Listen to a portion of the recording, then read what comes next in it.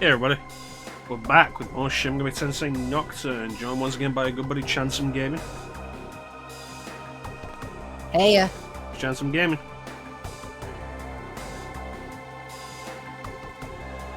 How you doing, ChanceEm? I'm doing alright. How are you doing today, Chrono? I'm okay. I am okay. Well, that's good. It's always good to be at least okay. Indeed. Indeed. So, let's jump into Nocturne.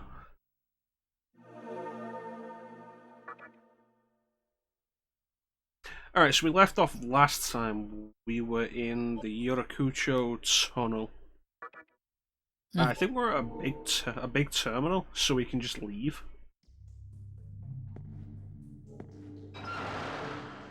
Makes it pretty handy when you end up saving at a big terminal. It's like, oh, I gotta go somewhere. It's like, oh, yep, well, I can just warp there, I suppose. Yeah, let's go buy somewhere we can buy light balls and float balls. I've got some, but like, is it going to be enough? Hmm. Anyway, the main thing we want to do today, though, is fiend hunting. Because technically, all of the fiends are currently active. Mm-hmm. Gotta go kill all the Rider Knights. And some others. The remaining fiends that are all currently active are Red Knight, Black Knight, Red Rider, Black Rider, Pale Rider, Mother Harlot, and Trumpeter, in that order of strength. We already encountered our Doot friend accidentally before. Yeah, they just put Trumpeter right in your path, and it's like, god damn, dude. It's like, hi there. Wasn't ready for you yet. Definitely not. The guy's like 10 levels above us. Mm-hmm. The real situation of, how you doing there, fuckboy? Hey, they're just talking shit about fiends.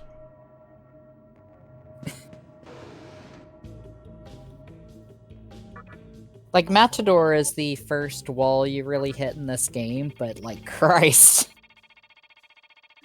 Just having Trumpeter right there was like, oh, we're doing this again. At least Trumpeter is optional. Mm-hmm.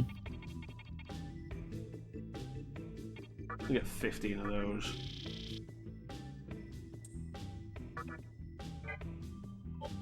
We'll get 9 of these. It's like, gotta love when an item that is really helpful can also be very expensive if you get a lot of it. Yeah. I'm not made of Maka. Alright, so we know where Trumpeter is, we know where Mother Harlot is, or I know where Mother Harlot is. I forget where the next three riders are. I'm trying to remember, because I know there were a few areas that we were coming across, so it's like, you feel the presence here, and it's like, Yeah, that was, White Rider. Oh yeah, because White Rider just can spawn in one of a few areas, correct? Yeah, he waits in front of a bunch of the big terminals in the town areas.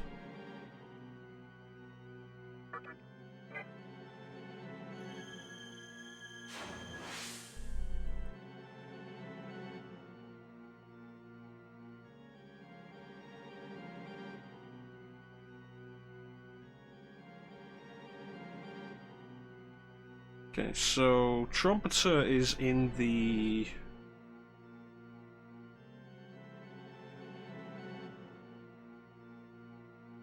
train station.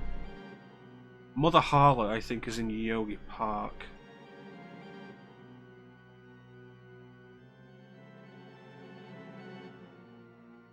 Brings the question of where the riders are at.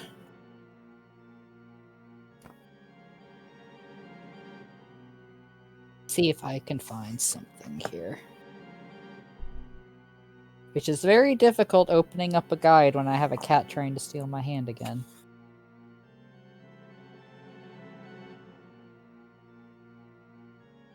Alright, here we go. I've got the locations here.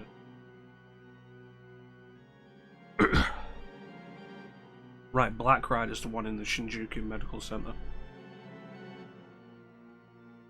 I couldn't remember which. I was thinking for a second it was Mother Harlot, but then I remembered, no, Mother Harlot is in...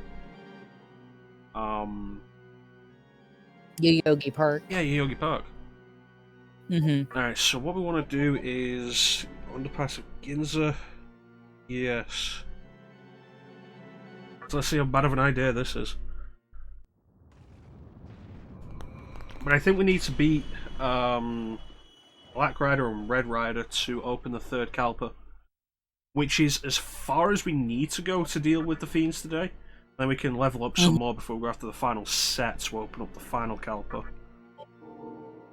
Or we can go after them as soon as we feel confident so we can get through third Kalpa and go straight into fourth. And there's just fifth. Oh, these are going to be awful dungeons. No, it's just fifth.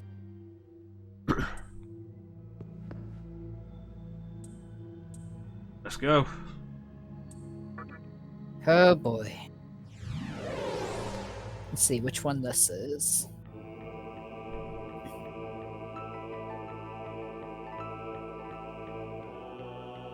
You are red, right?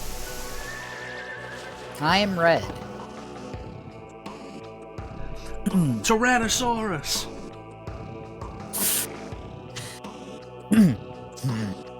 So you're still alive, eh? That's right, fuck boy. You actually managed to defeat one of us. Very impressive. Really wasn't, he was kind of a bitch. But I won't be as easy as the White Knight. Good. My crimson armor shall glisten with your blood. Death be unto you, demi-fiend. I kind of fucked up that voice. My voice isn't with me today. Death be upon you, demi-fiend. Yeah. Yes, let's just go full Skeletor. Everyone's I've already done that joke before. Yeah. Your madness is my joy. Shall we begin? Death be upon you, He-Man. Yeah. Alright, how bad's this gonna be? Oh, he's a fucking summoner. God damn it. Alright. Rock and or roll!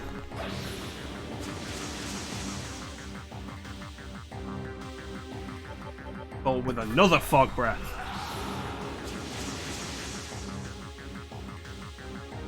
And then Makakaja.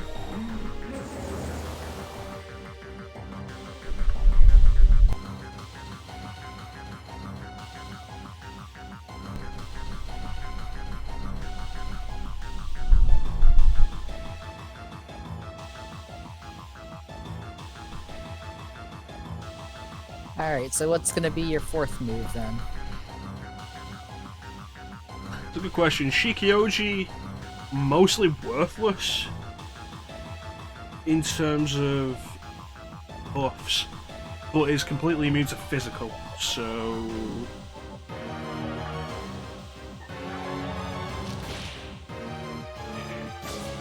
Haha! Fog breath.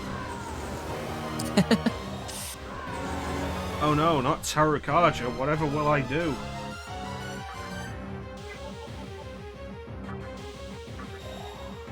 That's right, Master Chrono.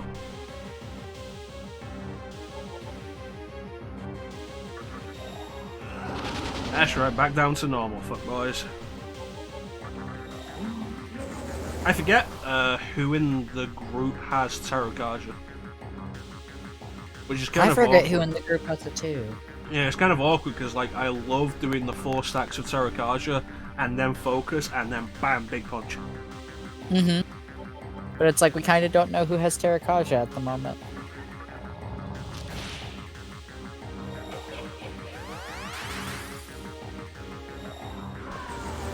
Alright, you gonna play it like that?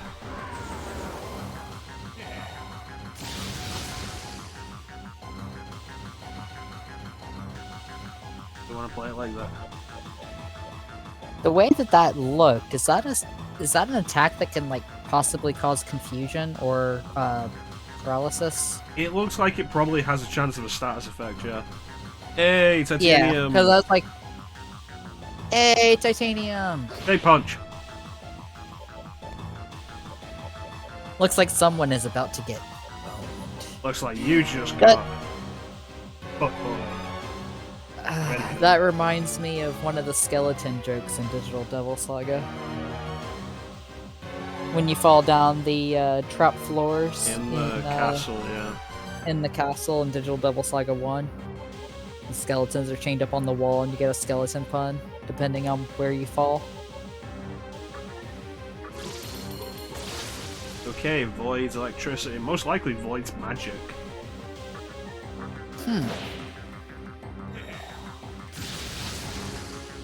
Yep, there it is. Causes... I think that's panic. Makes sense. The attack's called Terror Blade. Means... Good idea, prayer.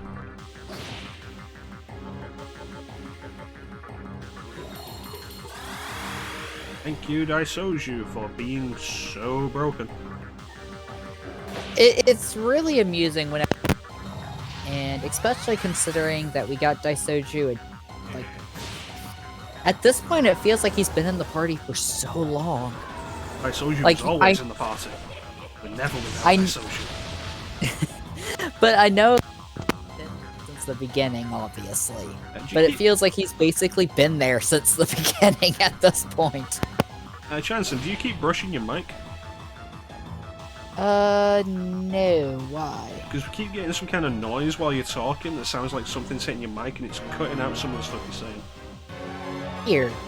Let me try something. That is good damage.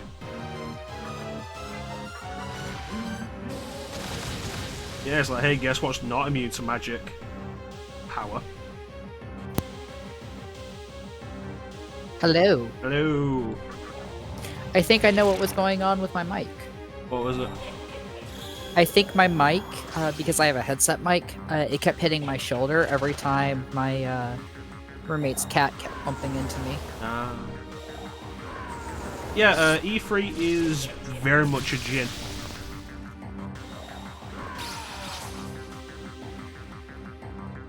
So if we kill one of the powers, Red Rider's going to respond by casting Dragon Eye, which...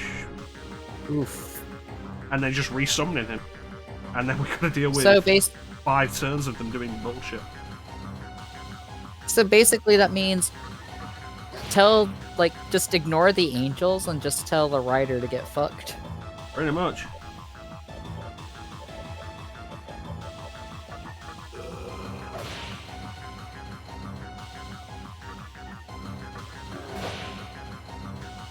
Throw a Dakaja down. I don't remember if they did anything.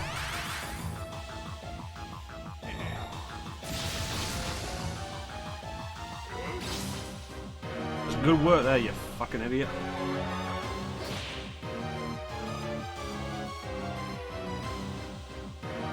Yeah, Ifrit in FF generally got more and more bestial as the series went on. And hell, compare FF7 Ifrit to FF10 Ifrit. That is a very fair point.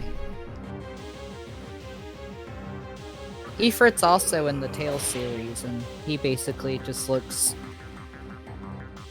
as the series has gone on, just also looks kind of like generic monster dude. When he's appeared, anyways. My favourite Ifrit design in Final Fantasy is probably 8. God damn it. I was gonna say, I really like the design of Ifrit in Final Fantasy 8. I like a lot of the summons in 8. It feels like they really went all out with the summon designs. It's a shame that the actual summons themselves end up being like really useless. Yeah. I feel like they partially went all out in FF8 with it, considering that the summons are partially connected to the story. Oh, you could argue the same of FF6. Very true. Oh shit. Uh-oh. Oh, my skelly boy. Poof. Our Skelly boy disappeared. That is not good. Yeah, this isn't good because I'm also low on health. Ooh. I have a feeling that counter is about to go up. Oh, jeez. It's like, when the world needed him most, he vanished. Looks like we might be the one getting punched in the face today. But we're supposed to be punching God in the face. It's not allowed that we're the ones getting punched.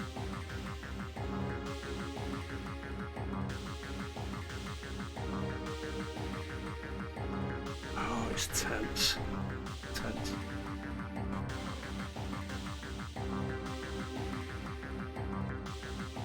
I need to summon somebody, but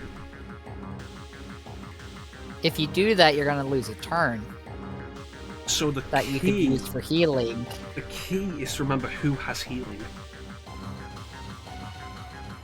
Kushinada, I'm pretty sure, does.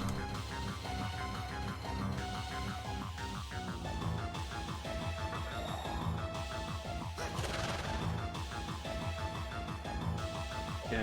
She looks like she would have healing. Hey! Meteorama's at least something. Alright, come on.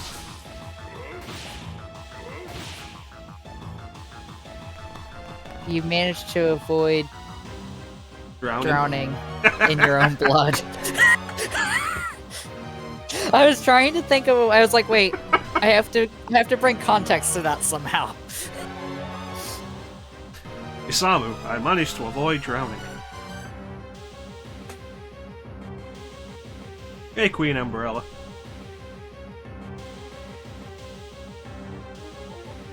How you doing? Hi there, Queen Amberella.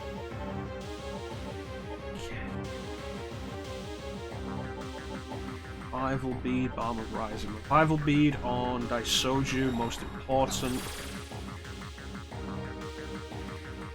Pass. Pass. Resummon Daisoju.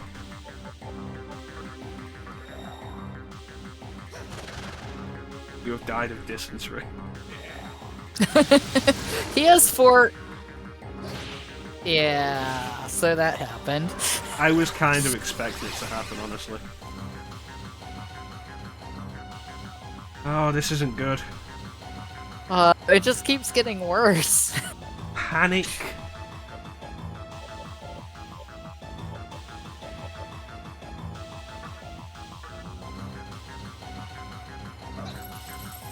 God damn it. I knew you. I knew whatever you were gonna do, you were gonna end up throwing Maka that turn. I just had a feeling. I was like, you aren't gonna get out of the panic that turn. Alright, let's do a Meteorama. Tetra can't hopefully help us here.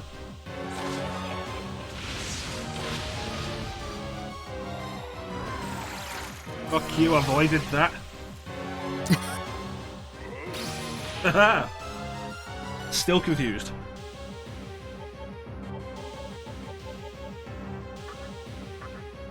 Damn it. Wasted turn.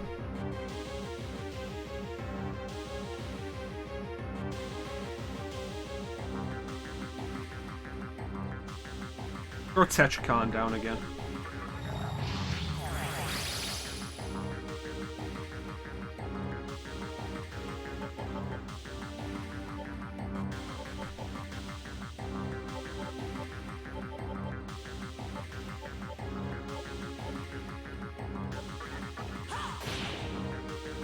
Not gonna lie, I was kinda hoping he'd die there. Like, you know, just hoped it would be that easy. It's like, I'm not as easy as the White Rider. Oh, come on, please just be easy. Yeah, be easy. Like the, over in Ishii moment in Kill Bill. Like, you didn't think it was gonna be that easy, did you? Like, you know, for a second there? Yeah, I kinda did. And then the crazy 8A show up and it's actually a really awesome fight scene. It's been so long since I've seen Kill Bill. There we go. Now, if only I can get around to summoning him.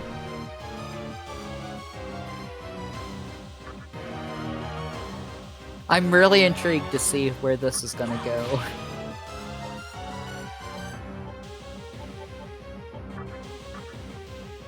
Damn it. Oh no! Oh. Barely hanging on at this point. Come on. Come on, Daisoju, you're our only hope. Oh, come on. Okay.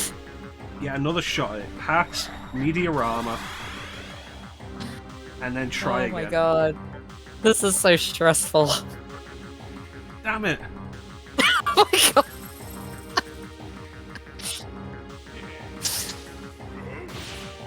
Oh my goodness.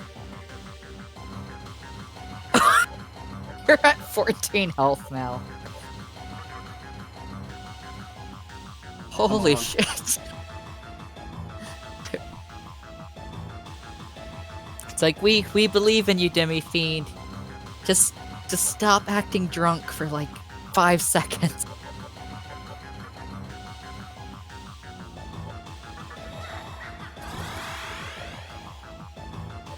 Come on. Yes!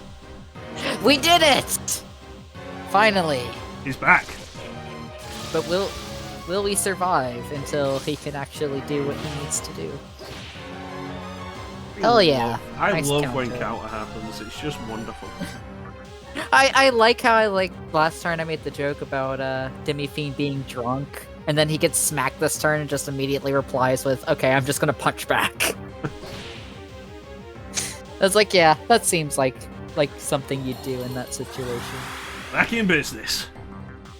Yeah. Looks like meat's back on the menu, boys. Daisoju proving he really is the MVP of the party. It's Prayer. Like, Prayer is just such a busted heal ability.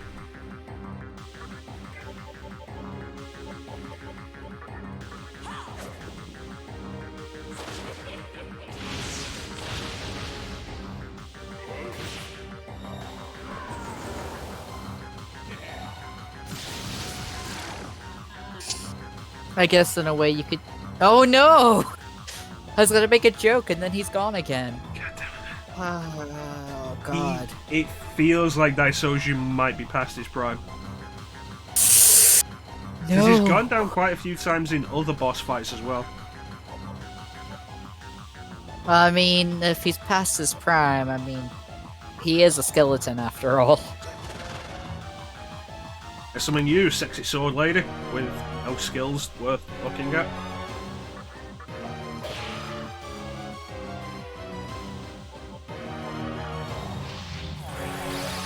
You know what they say about people with 2 swords? They have 2 hands. I was just gonna say, if 1 sword is 100, then 2 swords is 200. That doesn't make sense. It doesn't. What out a knife? It's not a knife. This is a punch. That's actually a fair point, actually. The, heat wave. Hit them all. I feel like at this point, Power's health are both low enough. I could kill them in a single hit. Oh, you know. Ooh, It backfires. nice. Got Red Rider down. So now we just have to deal with these dudes. And now we just have to deal. Oh, okay. We don't have to deal with them anymore. They're dead. Demi-Fiend punch. And to the victor go the spoils. Thunderclap. Yay. Halves current He HP for one enemy, so it's basically DDS hammer. Basically. Of course, you know what the problem with that is. Like, way too many enemies are immune to spell. Yeah. Sophia has begun to act violently within you. Okay. Oh, I completely forgot this Magatama was called Sophia. Apparently you're getting pegged at the moment, I guess. Oh no, not my bum.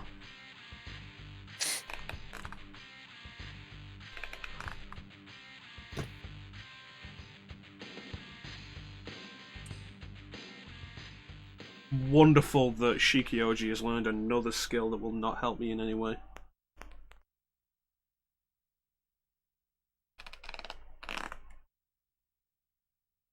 Candelabrum of Insight. So we need one more before we can hit the third Kalpa. On the weekend, get the rest of the weekend.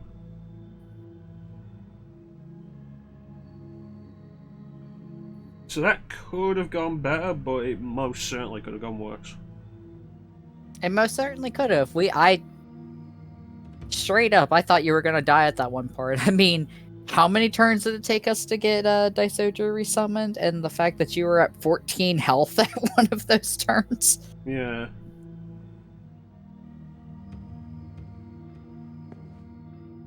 Yeah, it's actually pretty surprising that you managed to pull out of that one. Yeah, pull out King.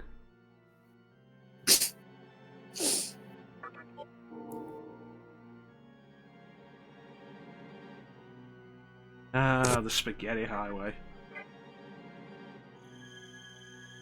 Where to next? Ah, yes.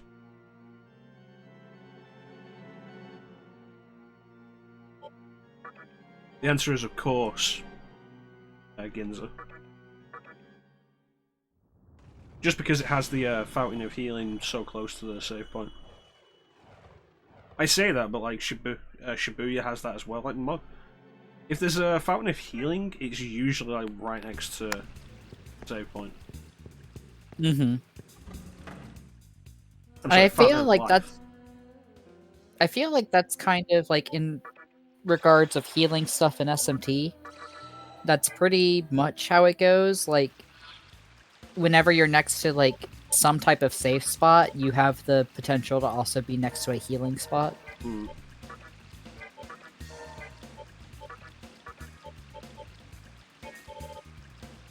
Soju, Shikioji, and then that's what the party order was.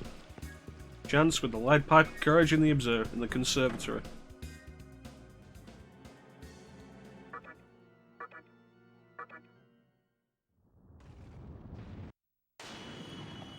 Chance with those horrible tattoos in the spaghetti net.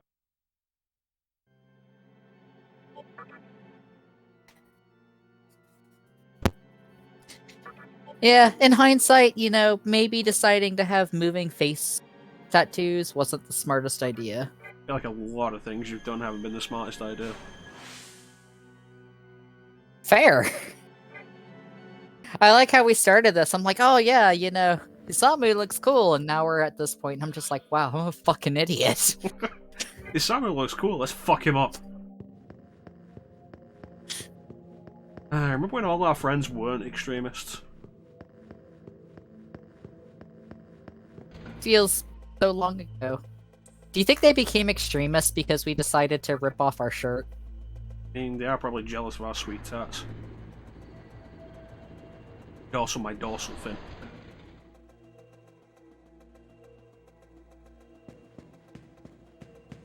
Now that you bring that up, I'm just like, I fucking forgot that, like, the Demi-Fiend basically has a dorsal fin on his neck.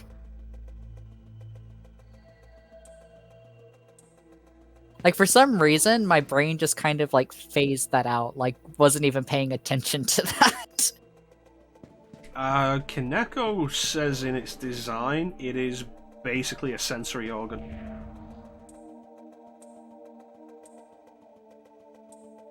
Interesting, they have new dialogue now.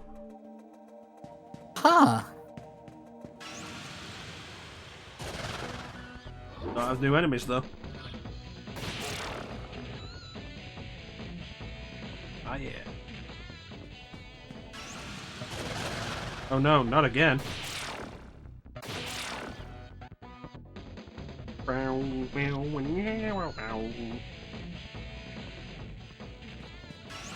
Okay, that's a little much.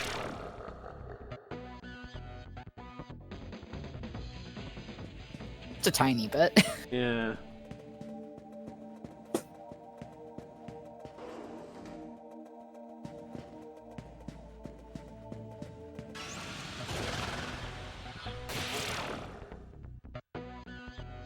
I feel like Demi-Fiend's starting to get a little angry with these encounters now. Demon Punch!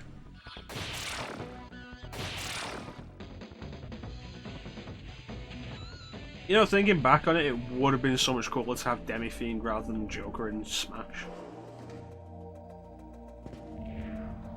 That would have been. But of course, everyone's on the Persona 5 hype. Yeah. I do feel like at this point in time, though, Demi-Fiend is basically, like, if you're going to take a main character from SMT, whether it be SMT or one of the spin-offs such as Persona, I feel like Demi-Fiend is a much more iconic character to represent the whole series. Probably the design more than anything. Very distinct. It's a simplistic design, but is very distinctive and complex despite being simplistic.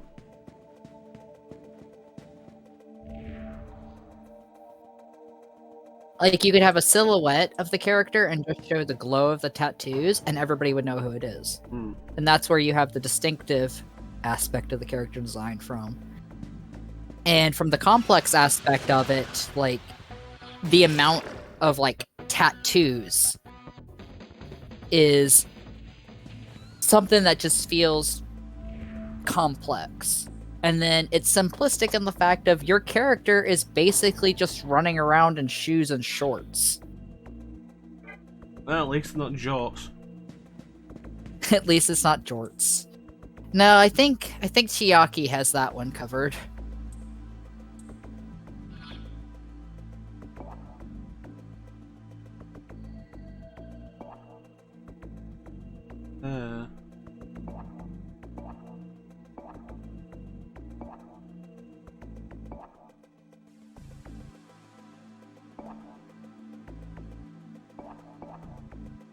Alright, fuck it.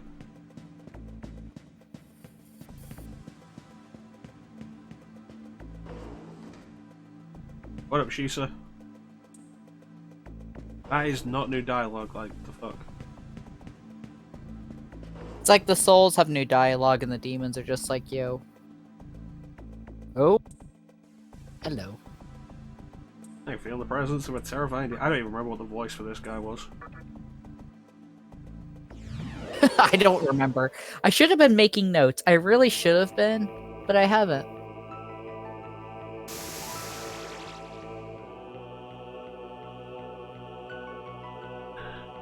The chrono facts are fun stuff. I enjoy the chrono facts. I'm just Black Rider at the moment, like the ... appearing, being like, seriously, why the fuck are you here? Exists watch o'er the candelabra. As long as thou seekest the candelabra, thou art mine enemy. I, the Black Rider, shall judge thee. Thy death draweth nigh, O sinful one.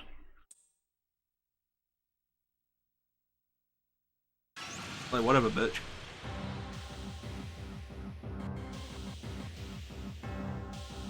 Oh, this is gonna be a gimmick fight, I can feel it.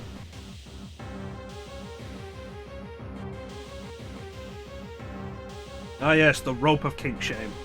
Truly the mightiest weapon. Death shall come for thee when thy soul is weighted on my scale. Bitch. Really, should it be the rope of kink shame, or should it be the bat of kink shame? Because I feel like rope kind of plays into certain things, you know? Rope of time, you've got it.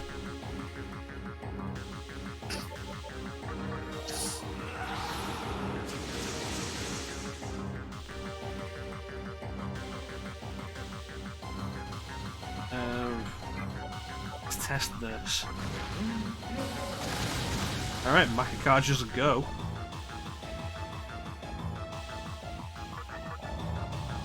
Awesome.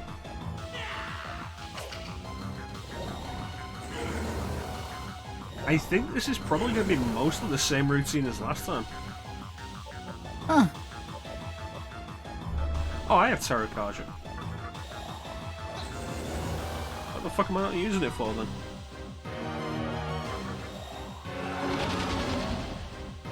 Warcry is such a good skill. Like the fact that it's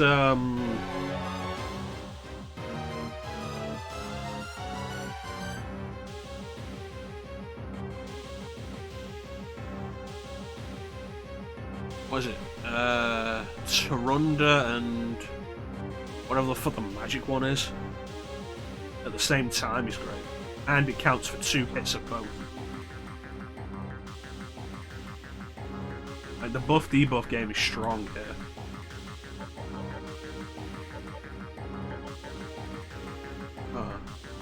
If this works, if I can mute those two, that changes the dynamic of this entire fight. Hmm.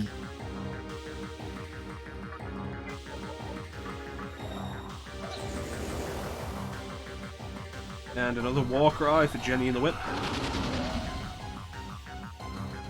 And the Makikaja for us. And Mute Gaze, try it again, because it didn't void.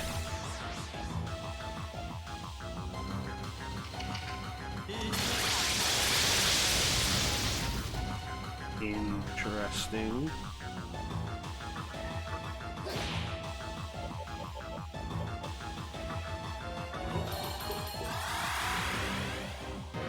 Honestly, the fact that prayer removes debuffs, not debuffs, the ailments is just so good. Like, removing any debuff or full heal would each be valuable in their own way. Doing both is unbelievable.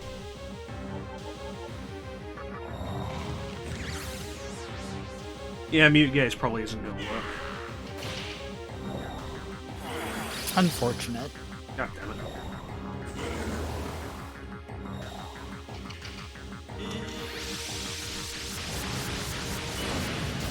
Almighty's for bitches.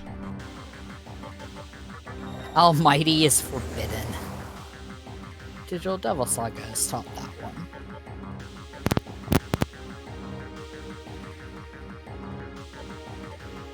Oh yeah, meditation, that's what I wanted to do. Thank you so much. I think one more Makikaja and then we're at max. And a Dikaja just for good measure. How dare you try and buff yourselves.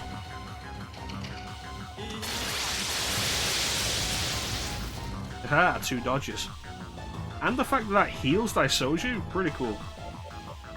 That's Terrakaja.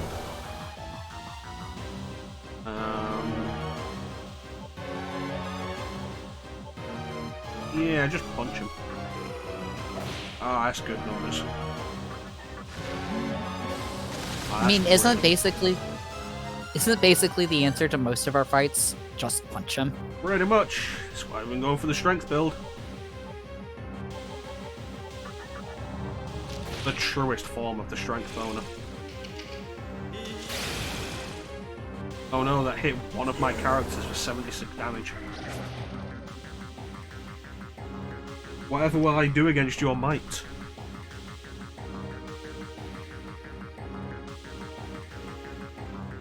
Oh yeah. I think I'll do that.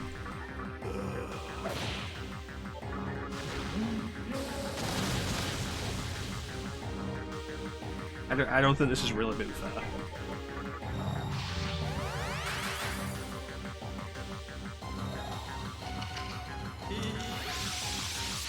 So, to get an idea of like how long ago we were expected to fight this guy, this fight becomes available after like reaching the third Kalpa and after clearing the obelisk. If you remember how long ago that was.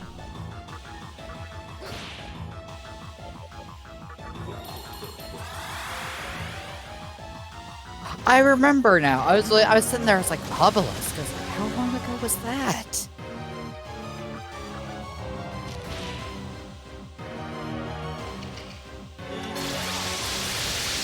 But I remember. But like, holy crap! Yep. It's because like we did the second Kalpa and then like died in the cursed hallway and just left it for so long. Bitch. And you're just like, yeah, about that. No thanks.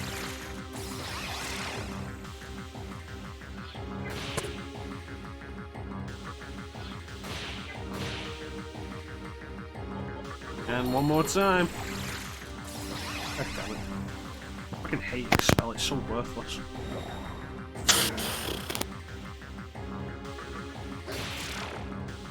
Yeah. Riders And 0. down goes another feet. Yep. Ah, there's the candelabra of wisdom.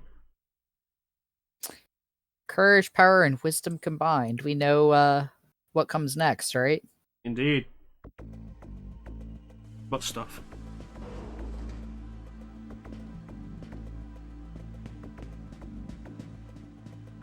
Candelabra of butt stuff.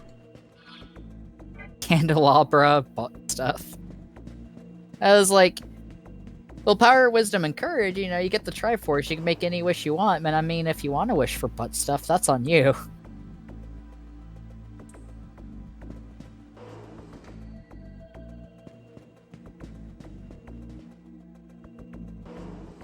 Right, we're gonna go and wish for butt stuff with, like, the kinkiest of people.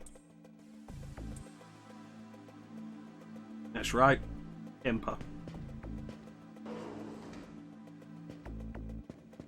I mean, let's be fair, Ocarina of Time Impa is probably a freak in bed.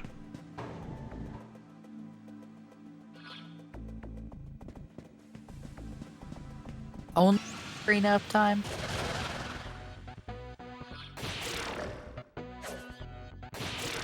Zelda 2 Impa probably isn't.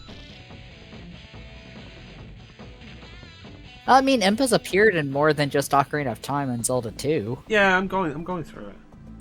Give me a You're like, wait, I have to think. Because she hasn't appeared in everything. It's not as simple as just saying, yeah, no, it's various versions.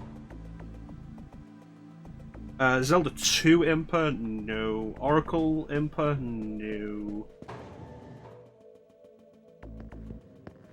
Hyrule Warriors Impa, yes. I was gonna say Oracle Impa is just a BBW. Little old for my taste.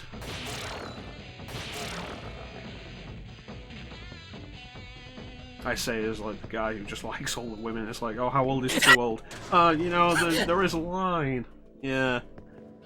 I wasn't gonna say that. I was like, nah, I'll just leave that to Chrono. But yeah, maybe I do say too much on these streams sometimes. You bastard. I came back here for healing and he says no. He's standing in a room with a magical design on the floor, looking like he has blood all around him. You think he's gonna be healing you? Well, that guy's the first healer you run across. I know, but you think he's gonna heal you now? I mean, now He's I'll just like, fucking what? Kill him in the face. You're just sitting there like, what? You think you're still in the prologue? Get lost.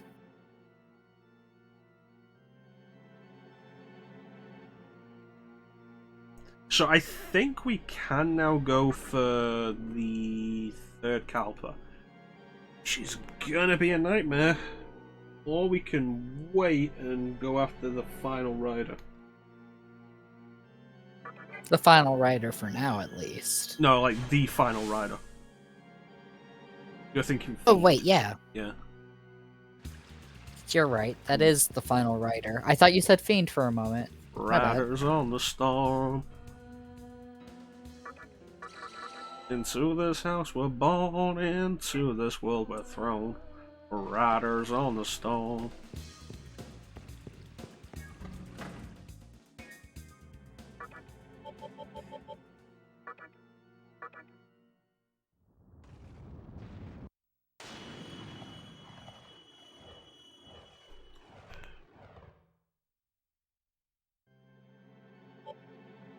I don't know how close the nearest save is to Rider.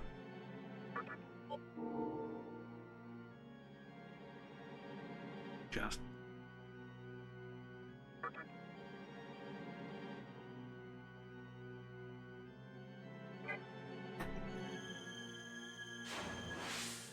I think Mother Harlot's going to be beyond us right now. Trumpeter's going to require a strategy. Right. Yeah, because Trumpeter, you basically have 8 turns and then you're dead. 4 turns. Oh yeah. It's 8 because it's 4 for you, 4 for him, so...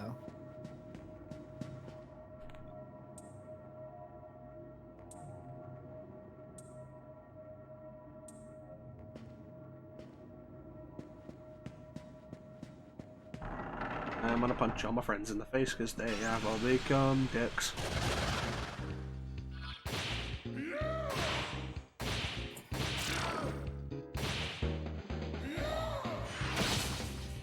Good work there, genius.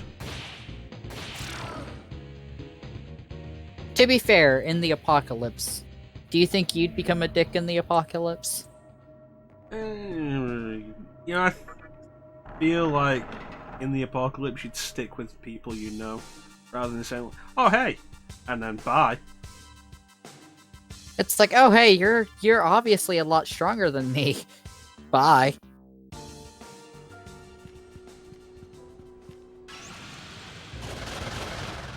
Because they don't want to do butt stuff. It's entirely what it is.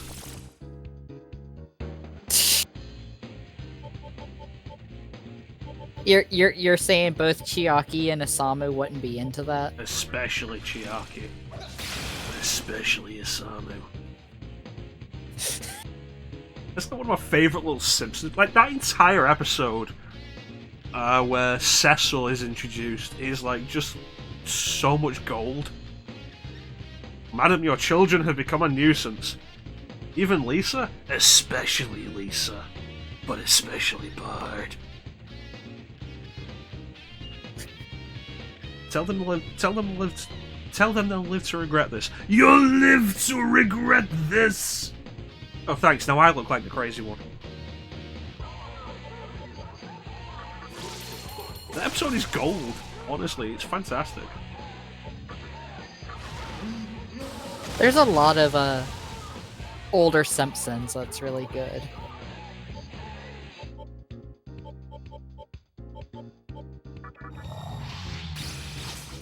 Yeah, that figures. Like, hey, what's absolutely worthless in fighting a Shikioji? Shikioji.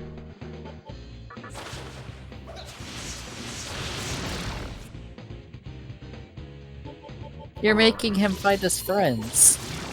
How dare you? If I've got to fight my friends, everyone's got to fight their friends. There are no friends in Tokyo.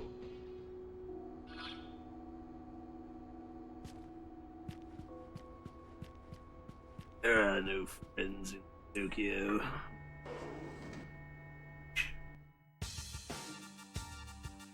We should probably decide now who's going to be Mother Harlot.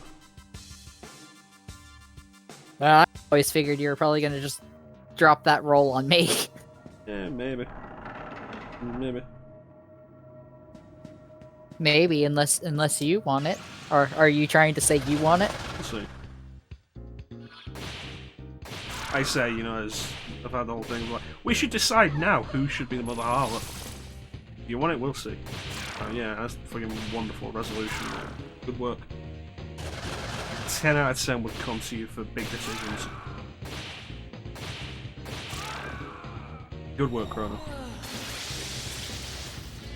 was gonna say, don't come to me for big decisions. I'm a Libra, so I'm apparently predisposed to being indecisive. I love the power glove. It's so bad. It doesn't fucking work. Parents paid like $100 for this fucking thing. It doesn't work. It's so bad. I've never watched The Wizard, and I'm never gonna. My brain is breaking at the moment. I was about to make a joke, and then suddenly my brain just forgot the character I'm trying to reference, and I'm gonna feel so stupid when I actually tell you guys what I'm trying to reference. Because now I'm sitting here like, okay, let me Google this to make sure I'm saying the correct person.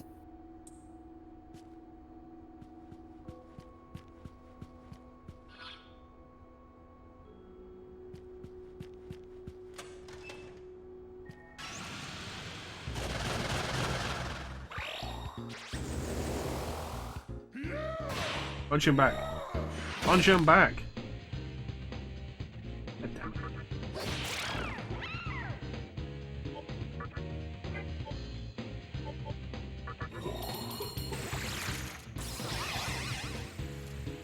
Really hate Hammer and Mudo. Like, honestly, goddamn.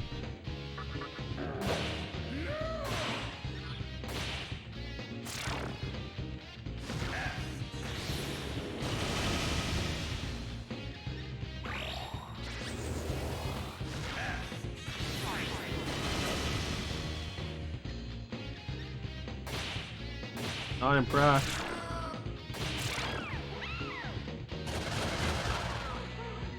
You know, that could be worrying, but it's just like low tier angels.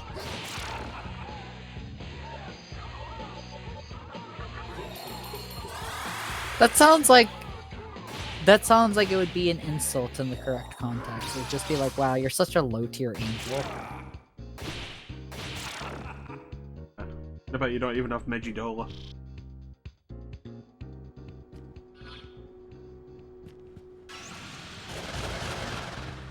Come on, guys. Metatron or bust. You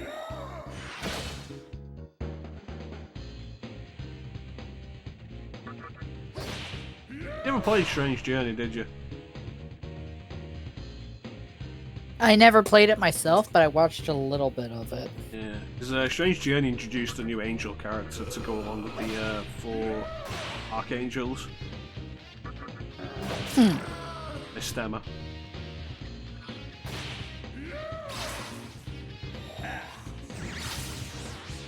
And now I Google. Basically acts as kind of the counterpoint to a character trying to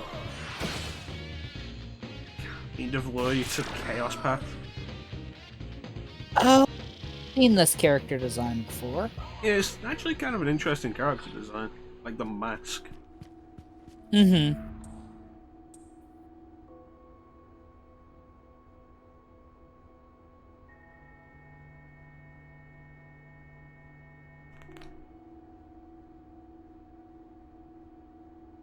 That's an interesting choice there, try to titanium.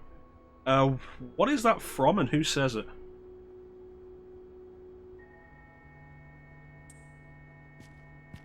Alright, now I can't read the tiny text on OBS, so let me actually pop over here real quick. Let me actually check out the stream.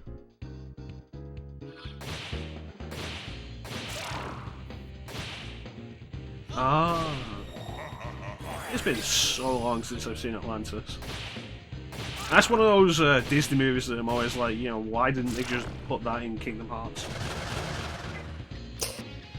There are a number of Disney movies that I'm just like, why hasn't this been in Kingdom Hearts? Where's Treasure Planet, you cowards?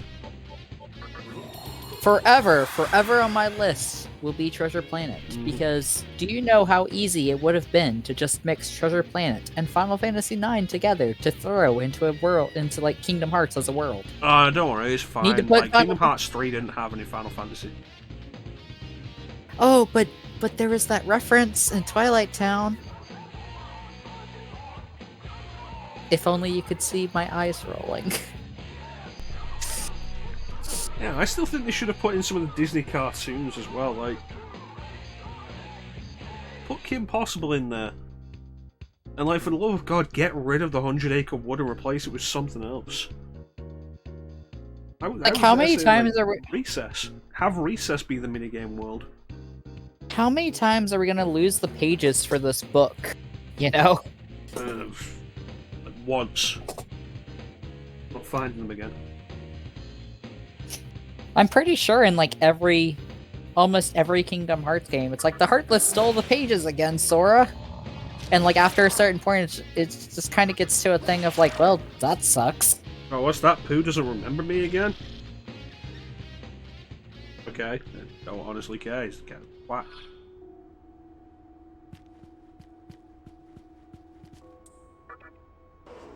Like, god damn it, Kingdom Hearts 2 didn't make me realise that I really hate all the Winnie the Pooh characters, except Rabbit. They're all awful people. What about Eeyore? Eeyore's just kind of there. He just wants his house, and everyone keeps destroying it. Yeah, again, like, everybody in Winnie the Pooh are awful. Owl enables everybody and is so smug about it. Like, I hate how smug Owl is. You can kind of forgive Rue for being a child. And, like, Kanga isn't too bad, she didn't really do anything.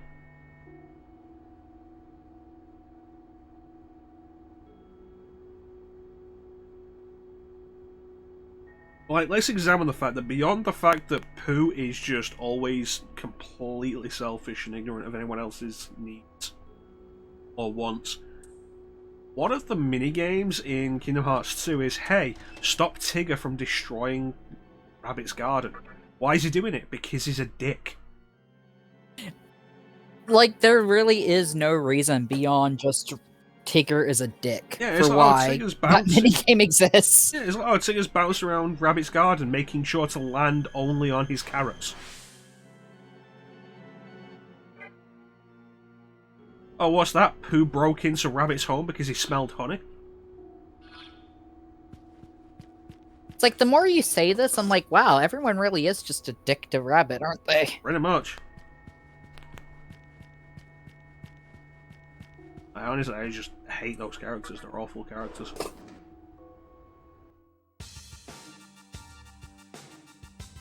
More than that, like, 100 Acre Wood is often just such a boring world anyway. The minigames aren't particularly fun, the characters aren't interesting. The stories are always really simplistic. I think between all of the 100 Acre Woods and all the Kingdom Hearts games, like, I think there's like probably 2 or 3 mini games total that I'm like, yeah, I enjoy this enough to like try over and over and over again beyond just getting a trophy. And considering how many times that world appears, that's kind of not a good sign. Here's my hot take. 100 Acre Wood is worse than Atlantica. That is a hot take. Yep. Because you know what? At least Atlantic has some kind of story going on. Even and the in Kingdom story Hearts 2, involves... where it's just the movie. It's like... You just go in there to have some finny fun.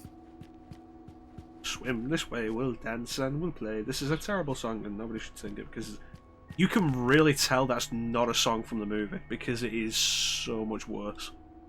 Yeah. Like, Under the Sea, you can tell there's production value behind that entire work. Part of your world, you can tell. But, like, Swim This Way is just awful. And then there's the one that Ursula has, which isn't bad, but also is clearly not a movie song. Mm-hmm. I can't even remember it at the It's moment. not Poor Unfortunate Soul, so who cares? Yeah. Basically, it's not that, so who cares? But it's like, I remember the video of it because of the stupid part of like Sora being like, "Your poopsies are toast." It's like, thanks. But Oh yes, your poop.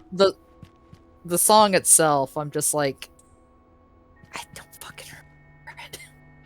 I remember the whole flotsam, jetsam, loyal soldiers hasten to my side. Right now, mummy needs you. And the rhythm to that is just terrible. Like, now that you say that lyric, it comes back, and I know exactly how awful that tempo is. It's like, to be fair, with Poor Unfortunate Souls, it's mostly a talking song, but when it gets going, it's really good and has a fantastic rhythm to it.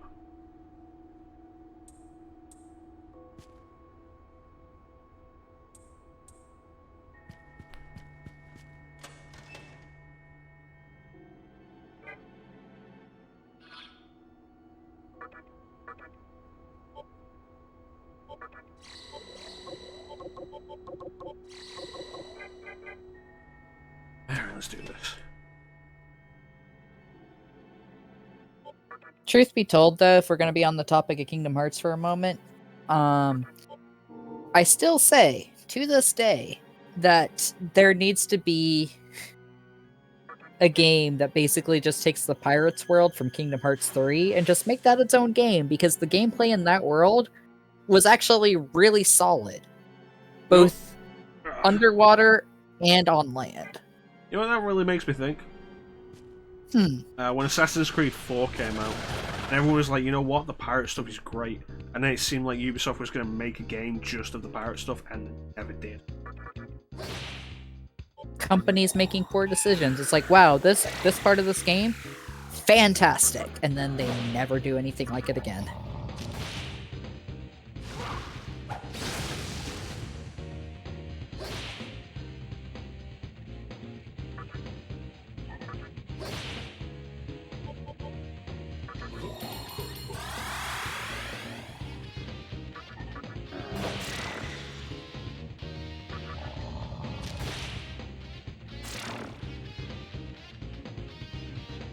Oh yeah, I was supposed to read that line for ChanceEm because he actually paid the points. I completely forgot. Oh. We got caught up in the Kingdom Hearts things. We're just over here just ragging on Disney, and it's like, oh yeah, wait, we're supposed to be doing something. I would have said more ragging on Square. No, with Kingdom Hearts, it's more so Disney these days. Like, yeah, Square makes the games and stuff, but a lot of the decisions falls on Disney now. Yeah. It's interesting to remember with like the first one of the mandates was that they not use Mickey as a main character because they didn't want the game to ride on Mickey's fame. Which is especially funny considering the game came out in 2002 and who the fuck cared about Mickey Mouse at that point? That's a very, like, valid thing. Like, at that point, everyone was just like, woo, Mickey, because, you know, parents want Mickey for their kids. No, I would have gone more with Goofy. I always found Goofy's cartoons to be funnier. I mean, like, parents would have been like, oh, it's Mickey Mouse, you know? Well, you say, and then, like, Kingdom Hearts 2 came around, and Mickey just shows up being like, hey guys, did y'all mention the door to darkness? Hey guys, I put clothes on. Huh? And fucking 2.8 having to actually prove a canonical reason why Mickey didn't have a shirt in the first game.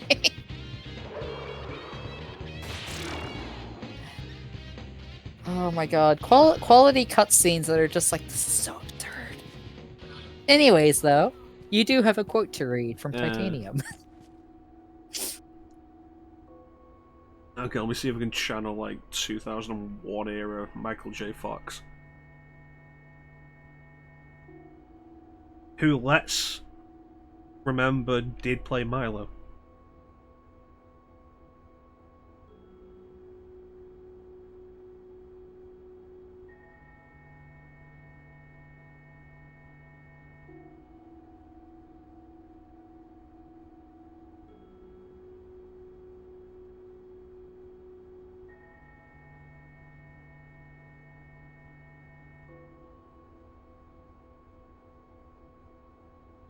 Apparently you did accidentally redeem Dunk on Kingdom Hearts. Ah, yeah, slam dunk. Oh, my decision? Well, I think we've seen how effective my decision's been. Let's recap. I lead a band of plundering vandals to the greatest archaeological find in recorded history, thus enabling the kidnapping and/or murder of the royal family, not to mention the personally delivering the most powerful force known to man into the hands of a mercenary nutcase who's probably going to sell it to the Kaiser. Have I left anything out?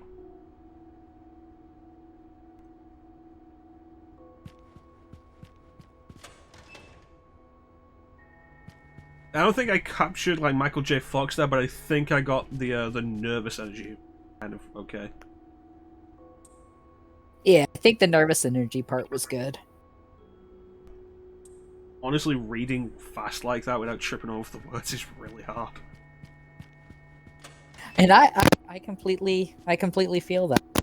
Why I tend to read slower, because I feel like if I try to read fast with certain lines, I'm just going to like stumble all over it, and we'll get weird portmanteaus of words. Portmanteaus. Touch my toes. Touch my toes, Tiaki. Do it.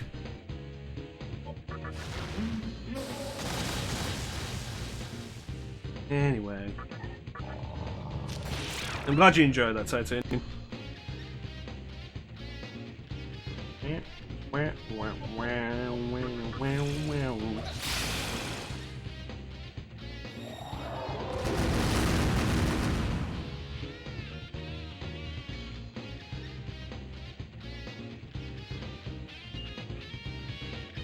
The real problem is, like, once you slip up, you're done.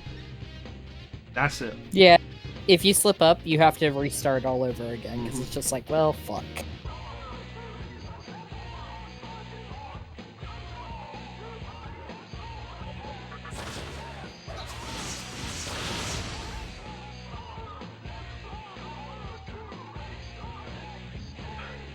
I think gameplay-wise, Kingdom Hearts 2 is probably the best, but it is too long. Like the There's a lot of the second trip through all the worlds is unnecessary. And that's what the main bulk of the padding of the game is just the fact that you have to go through the worlds a second time. And nothing relevant happens in any of it.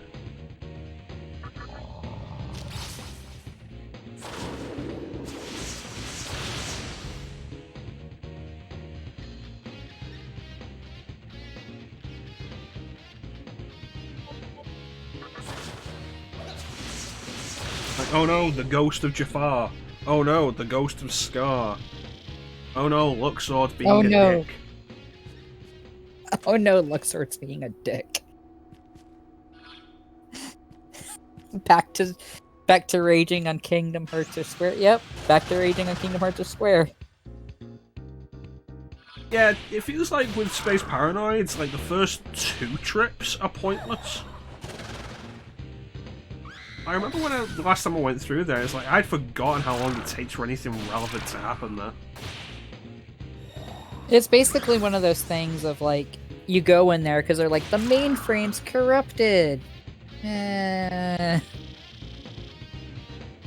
it's like, okay, cool. We escorted you to where you needed to be. Now what? Well, now fuck off for 20 hours.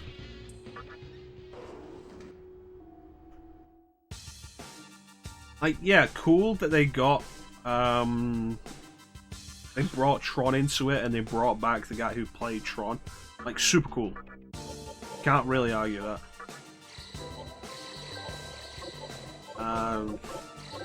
They don't really do anything with it for so long.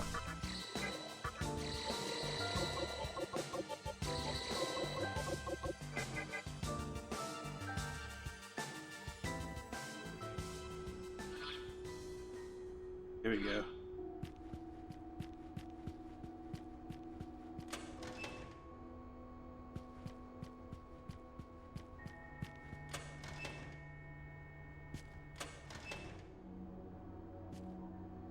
Yeah, but still, the fact that they went out to get him was, like, really cool. That reminds me, I have a Tron Evolution there that I should probably play someday. The game that came out with Tron Legacy. I fucking forgot that there was a game that came out. To be fair, you probably forgot Tron Legacy happened. No, I remember Tron Legacy. I remember people saying like the Daft Punk soundtrack was like a reason to watch the movie on its own. And I watched the movie and was like really underwhelmed. Like I was expecting this awesome electro pop funk soundtrack, and it was just very standard orchestral stuff. It was like, Yeah, I'll admit that that's basically how the soundtrack was, and it was kind of sad for that regard. And looking back on it, the first time I watched Tron Legacy, I was interested. I hadn't seen the original Tron or anything like that, but it was more so the aesthetic of the film caught my attention. On rewatches of it, I'm like, the plot and everything really isn't that good. yeah. And the aesthetic really just leans on your typical like glowy sci-fi. Yeah, it's very neon, and it was a cool thing in the 80s. It kind of holds back a lot of the visual design in the here and now. Mm-hmm.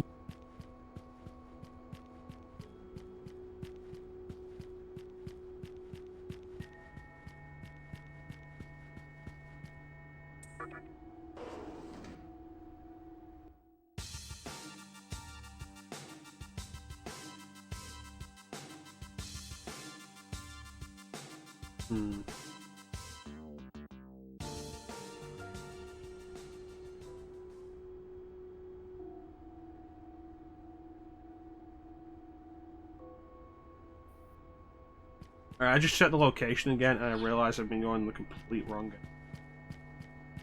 Oh. So apparently the under area of Asakusa is just we go here to rag on Kingdom Hearts. The area we need is like in the main city. Now that I think about it.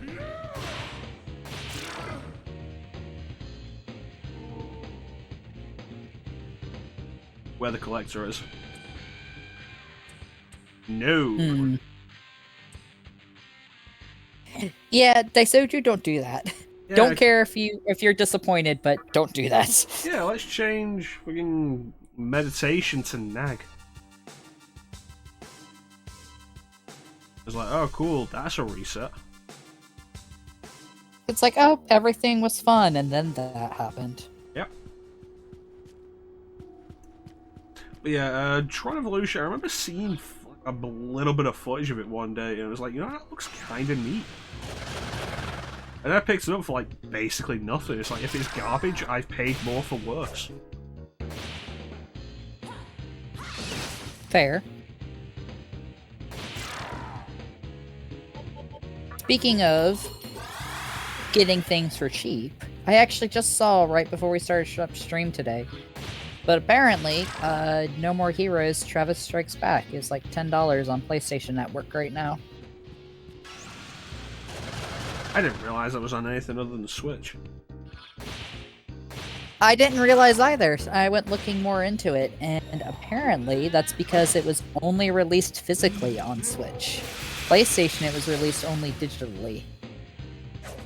But regardless of that, it still sold poorly, which is why the Switch physical copies of it are now like $70 or $80 used. Which really sucks for someone who collects physical. Like me, who didn't realize that it's actually integral to the overarching No More Heroes story. Because the name of it just made me think it was another one of those remakes. Oh yes, of course. No More Heroes, Chain of Memories. I mean, all the times that they've like redone No More Heroes 1 and 2 at this point. Well, they've Not only as redone bad as 2 as Kingdom 1. Hearts. They've only redone 2 once.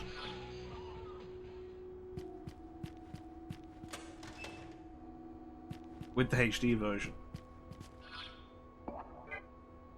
Hey, it was like Something Paradise. No, that was just the first one, wasn't it? The PS3 version of the first game? Mm-hmm. Heroes Paradise. I wanted to pick that up because it gives you the option of playing with a controller. Mm-hmm. But that's been And it was a And it was a tempting idea to pick it up for that reason, to be honest. I just ended up never picking it up because money. Yeah, it's been expensive. And I already have it. I already have it on Wii, and they limited run games recently released No More Heroes 1 and 2. And I know that was like a tempting idea to get, but also the thing of like, at a certain point, you have to ask yourself how many copies of a game are you willing to get? Which reminds me, do you know that they're coming out with the Skyrim Anniversary Edition, apparently? Yeah. And it's just a special edition with like 500 mods added onto it. Yep. 500 paid Let's talk. mods. I was talking to a friend, I'm like, when? When will the evil of Skyrim be defeated? Like, at this point, I only own Skyrim twice, and I don't need to buy it again. It's like, I have it on PC, so that's everything I need from that. I have it on Switch, so I can play it anywhere I want. Fine.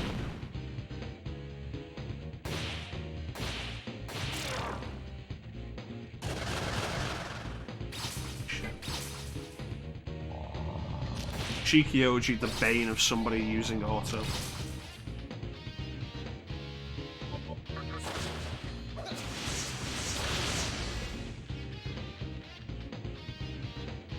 Yeah, I think like the Switch is the last place they should have released Skyrim.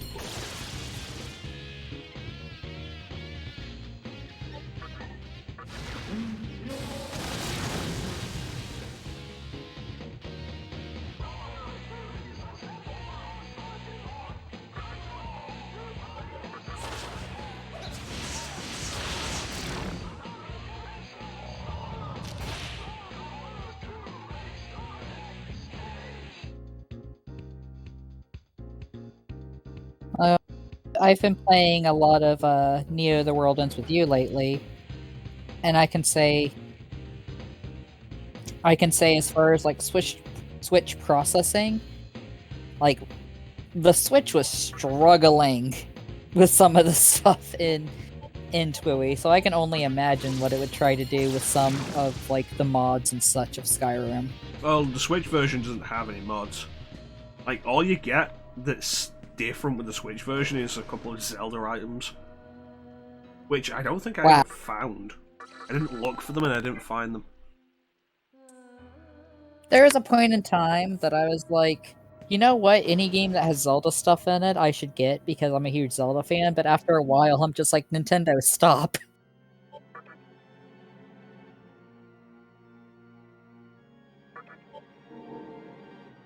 Like, it just gets to a point. No, go on. It just gets to a point that it's like, okay, we get it. You're basically just throwing it in here because you know people are gonna buy it.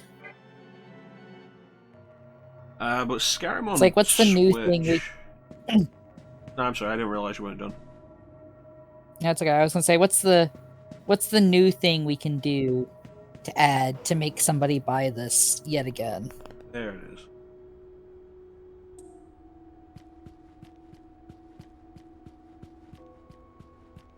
But Skyrim on Switch is fine. It plays well enough, doesn't really have any performance issues. Still has bugs that were noticeable in original release, which is really fucking irritating. But hey, yeah, it's the thing that people don't really complain about enough. People make the jokes about, oh, they're releasing Skyrim again. But, like, people really should be complaining more about how they're releasing Skyrim again with the same bugs it had 15 years ago. Has it really been 15 years? No, it's been 10. Okay, I was about to be like, hold the fuck up.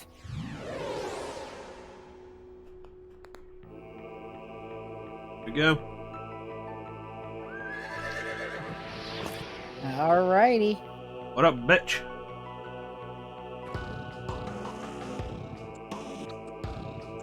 I don't know what the voice for this guy was. It is time to settle this once and for all. See whether or not you can best the 4 Knights of Death. Human with the strength of team become the infinite of death. I shall pass the final judgment on you.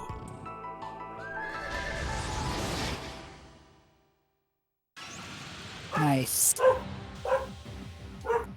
And give me a moment. The land of the dead encroaches on you from before you and behind you. Beware, it will engulf you instant.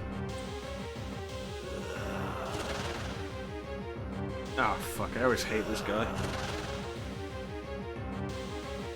Alright, let's rock and roll. Standard boss tactics.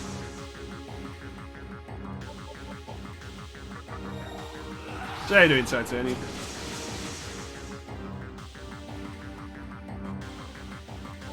Let's test this. Awesome. And also... Awesome. Ice could be troubling.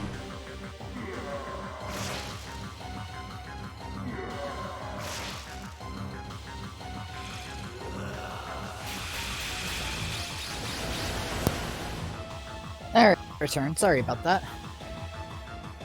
That's good. Dogs decided it was time to bark, and I was like, no.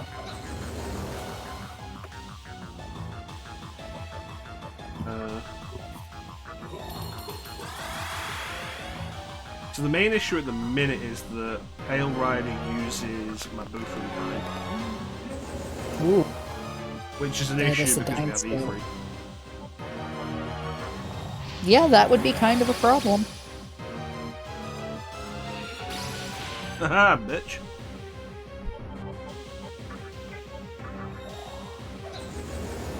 Every time I do that, I can't help but thinking of Black Dynamite now.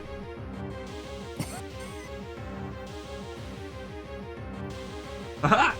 It's like, ha! I threw it at you before I walked in the room! That's exactly what I was thinking of, the frickin' boomerang scene. Like, Dynamite is such a good movie. It really is. Like, wish more people were aware of it, because, like, it's seriously... I love Michael Jai White. He's a fantastic actor. I love seeing him in stuff.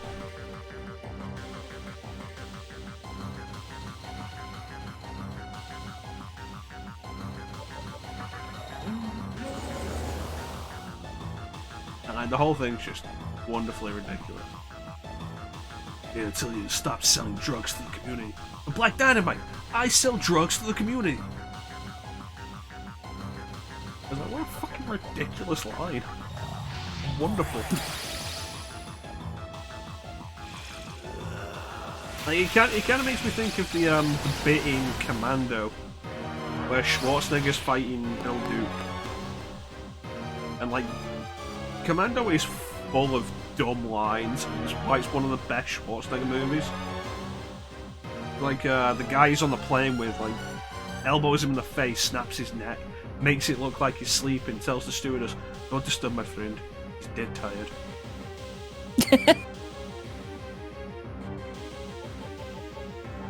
Oh my god. Oh, this bit is like, fucking Sully played by David Patrick Kelly. And he's like, yeah, just get a couple of beers on me, Matrix. It was more time to have fun with your daughter. Like, I like you, Sully, you're a funny guy. I'm going to kill you last. Arnold Schwarzenegger is Indian now. It's the problem with doing Schwarzenegger for like long periods of time. For some reason, it always goes Indian. But then, like, he catches up to him later on. It's like, hey, Sully, when I said I'd kill you last, but that's right, Matrix, you did. I lied. That's fantastic. But like, there's the bit with Bill Duke, and like the whole fight starts with the thing of Bill Duke says to him, "This green beret's gonna kick your ass. This green beret's gonna kick your big ass."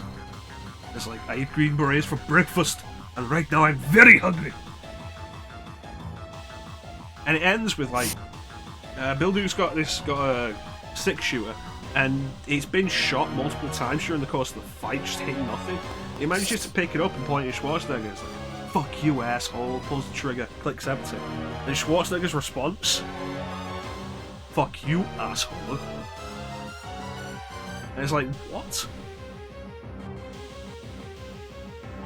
Awful. Awful, like 0 out of 10, no.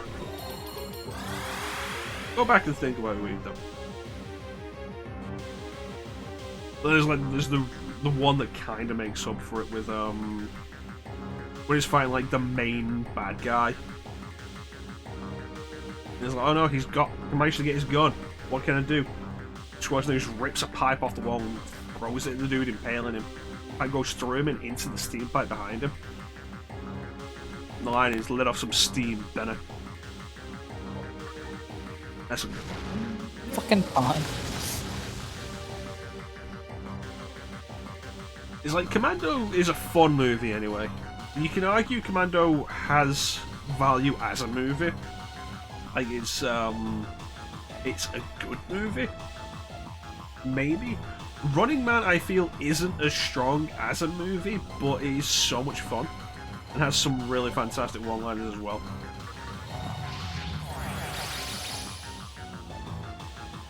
Like, some that are just honestly really bad. Here is Sub-Zero! Now! Plane Zero! Like, thank you for getting out of bed that morning and giving us that line.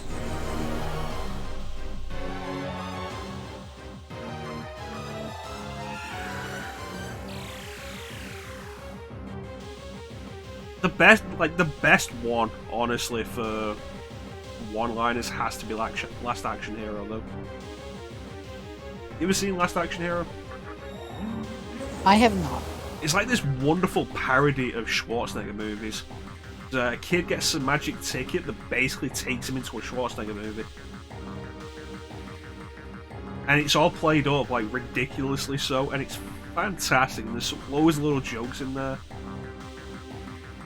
And it is really fun.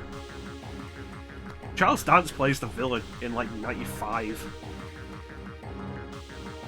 You know who Charles Dance is? Off the top of my head, no. Did you watch Game of Thrones? No, because I did not have cable. I imagine neither did a lot of people who watch Game of Thrones. I did not have... I was not going to spend whatever amount of money it was going to be to watch Game of Thrones. Yeah, in any capacity. I feel like neither did a lot of other people who watch Game of Thrones. Okay, maybe I was just like stupidly lazy because I was working at a run fair and I was tired of seeing everyone wearing the shirt saying, "I drink and I know things." Yeah, to be fair, like, people quoting Tyrion were always pretentious. Like, we had a thing at the run fair of like, alright guys, let's count how many people we see today that is wearing the shirt that says, "I drink and I know things."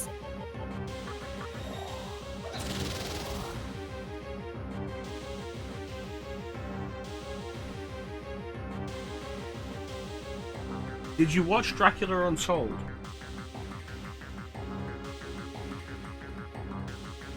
I feel like this is going to turn into a very sad thing of like, no. Why do you not know who Charles Dance is? Well, Charles Dance, fantastic, like, classically trained British actor, makes really good villains.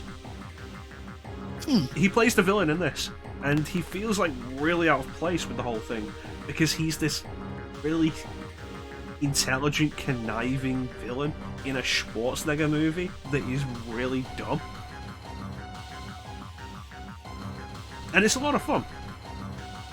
And, like, the whole thing is like, the kid falls into the movie during a car chase where Schwarzenegger turns around, like, shoots at an ice cream truck behind the guys that are chasing him. The ice cream truck explodes, and an ice cream cone impales one of the guys, shooting him in the back of the head. How the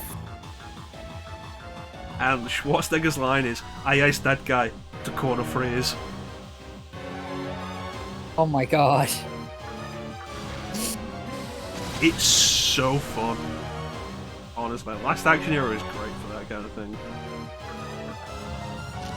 The weird thing is, it feels like a lot of people didn't really get at the time that it was supposed to be a parody of Schwarzenegger movies. I feel there's a lot of things a lot of people don't get. It's kind of a shame the way parody as a genre has kind of died. Mm-hmm. Did you see that? I did not.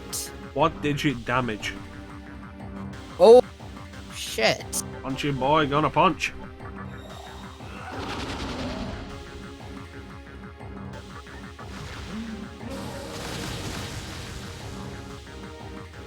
And now I bring the laptop up closer. It's like, let me see.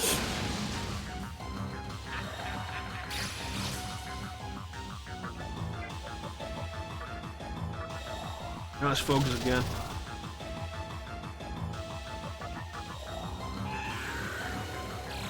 I think Pale Rider's almost dead. He's looking down. Yeah, that's an almost dead thing. And that's definitely an almost dead pose. The Schwarzenegger to the movie store bit's great, because like the kids try to convince Schwarzenegger that he's in a movie. And he's like, let's go to the movie store so we can see all the movies that Schwarzenegger's in. And they have this big cardboard cutout for Terminator 2, but it's got Stallone on it. Like, the whole thing has so much little attention to detail put in, with like so many people from the industry just willing to do these little cameos for fun. I think that's honestly like one of the most like fun things about stuff is when everyone is having fun. It really just, you can really tell.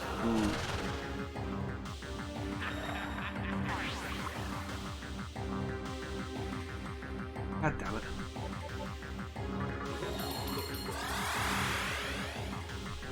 Riders on the stone.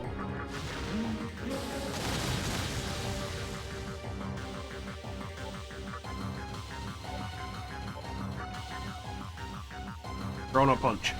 Arc 2.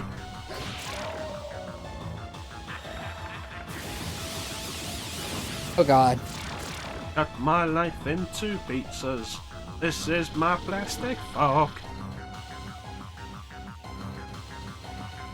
Well, you beat him. All the riders. On the storm.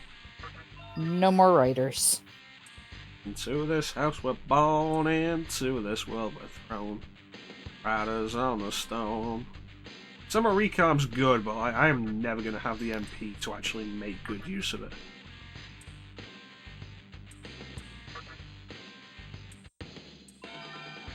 Ooh, Maraji Dime. Candelabrum of Majesty. Ooh. 2 left.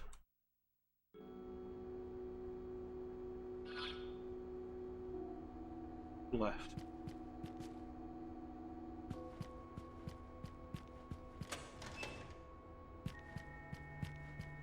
So today's been pretty productive. You've gotten rid of 2 of the fiends so far. 3. 3 of fiends. Yes, 3 of the fiends. I keep thinking we already had certain fiends defeated before today.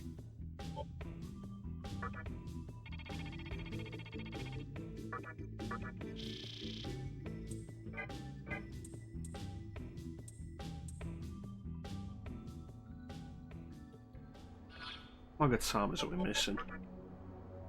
Just 4.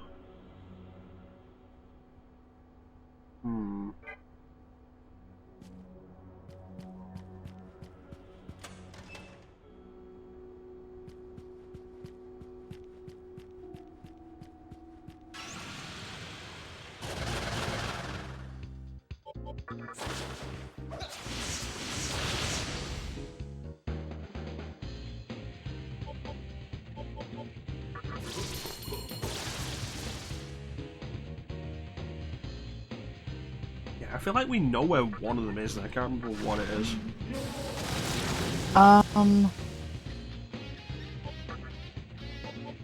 Shaun. We've gotten all the ones in Asakusa. We got the one from under the tunnels.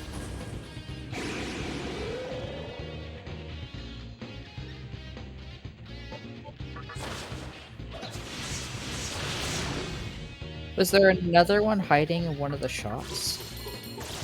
I don't remember where. I have to look at the list.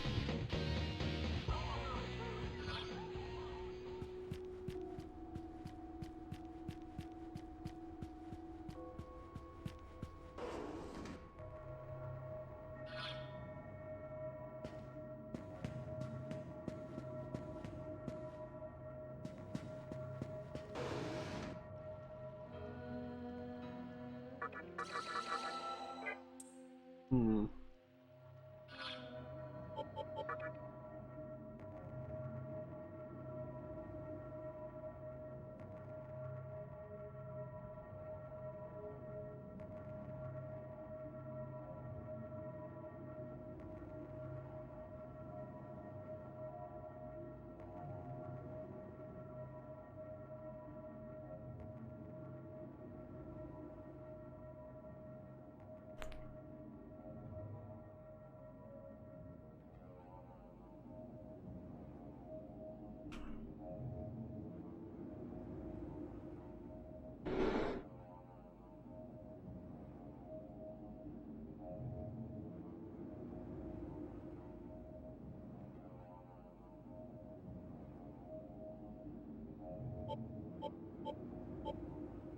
Because we're down to 4 remaining ones, and one of them is in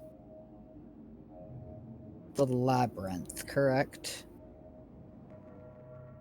I don't think so.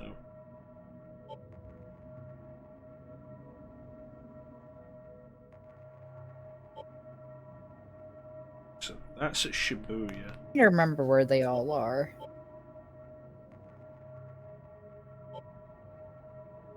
That's at Kabukicho.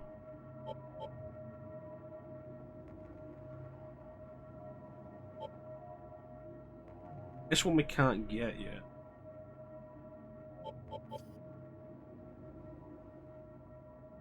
This one we can't get until the end game.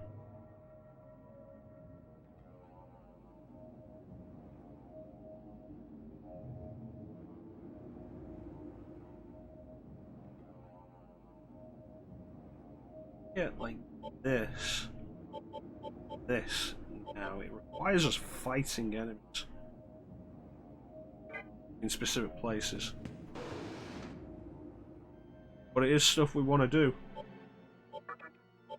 It is definitely stuff we want to do.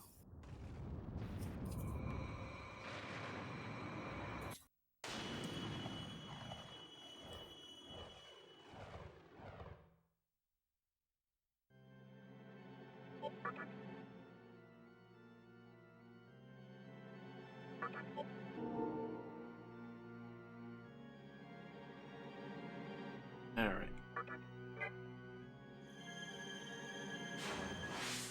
So you'll probably like this one, ChanceEm.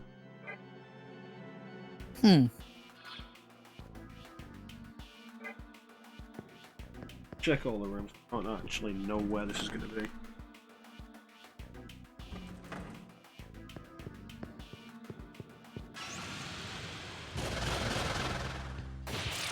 Yeah, the way.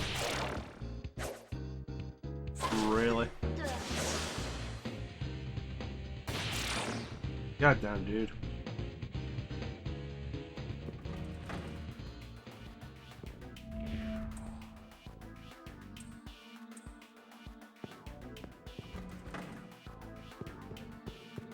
Okay, Cathedral of Shadows. Let me register my demon.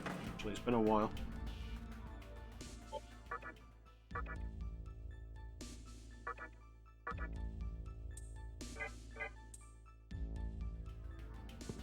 It's interesting to go back to some of the older SMTs and realize like how little you'll use the Cathedral of Shadows compared to the ones when it's not something you always have access to.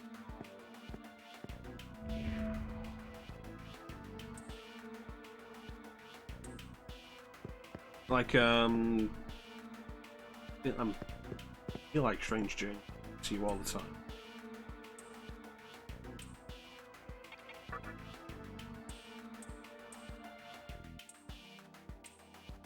And SMT4 just has it in your gauntlet. And, you know, by consequence, so does 4 Apocalypse.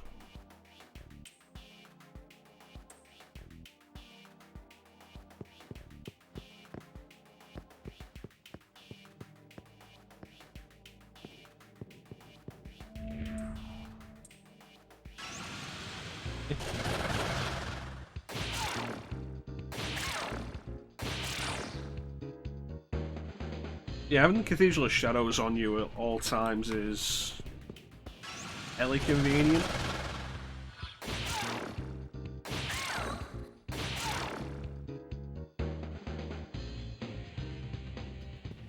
I think mostly just because it allows you to always make sure you've got room in your demon stock.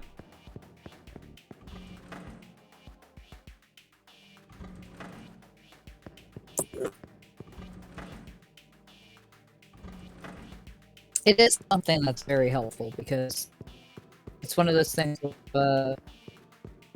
if you need more demons for like basically if you need a demon multiple times for certain fusions, you can just either buy them back, or if you mess up with something, you can also just buy back a previous version.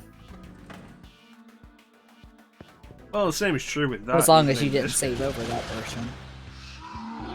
That's true of this game as well, because like we've got the Demon Compendium. What that exists for, and you do that while you're there.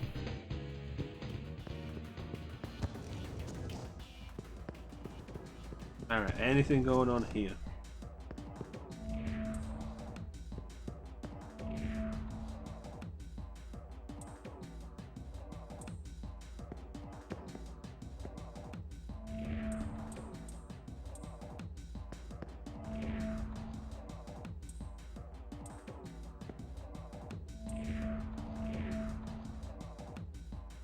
Demon calling himself the Emperor at Kabukicho.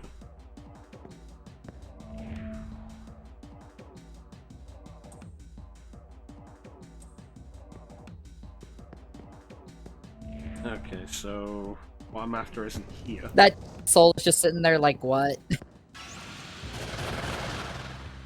Unfortunately, the club... Soul. Unfortunately, the club does not give us the demons that we need. The fiends that we are hunting.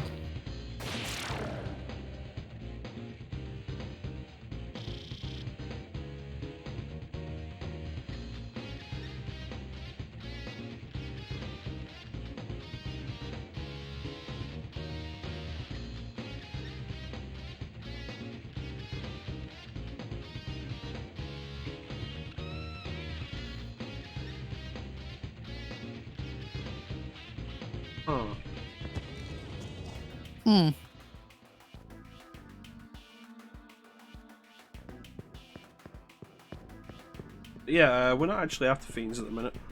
Just the Magatamas. 2 Magatamas we can get.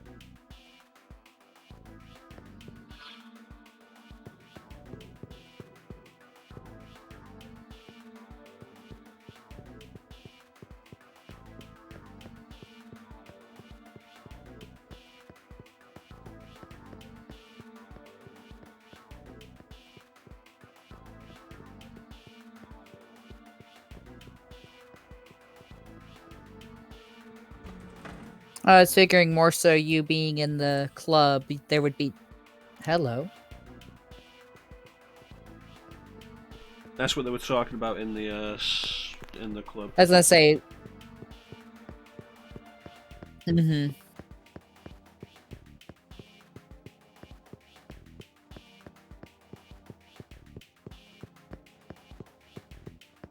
What are you saying, Chance? I was going to mention, I figured the information that the people in the club were telling you about would be more so about, like, fiends or weird demons in the area. Not so much Magatama. Well, we need to beat a weird demon in the area to get the Magatama. We're after. Let's be honestly with this, like, God knows how you're supposed to find this without a guide. Hidden door, and you have to go into it in full Kagetsuchi. Wow.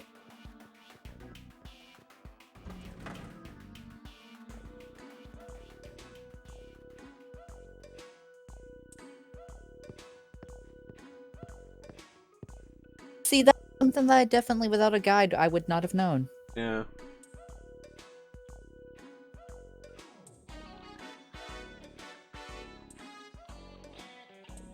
What demon are they gonna summon? Oh god.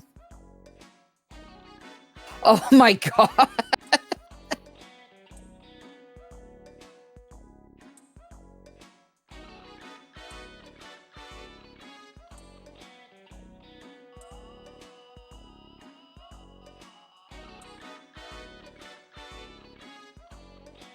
So, I feel like we've mentioned Mara previously.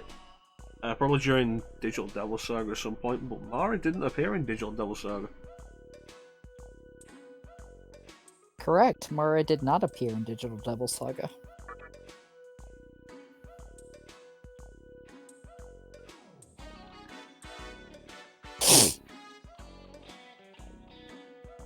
Something bad. I was wondering if you were going to point out the fact that every time he said bad, it was like bad. Here we go.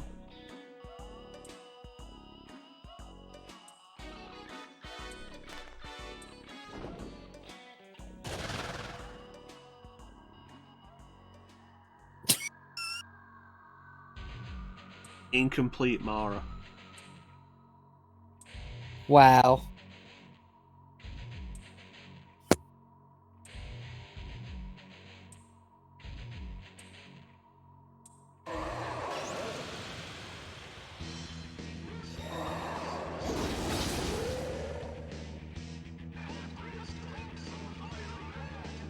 So this is a form of Mara that I have not seen before.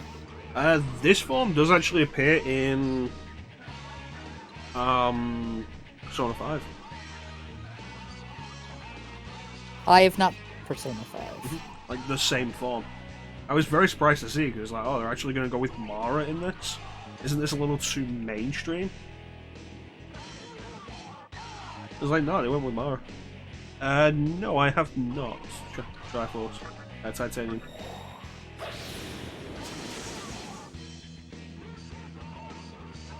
Yeah, it was surprising. Cause, like, you'd think, yeah, no, Persona, we realize a lot of people are playing this. But let's put Mara in there. It was like, I was very surprised at that. Well, I know, like, Persona 3 and 4, Mara's there as a, persona, but not anything, like, story-related. That's good.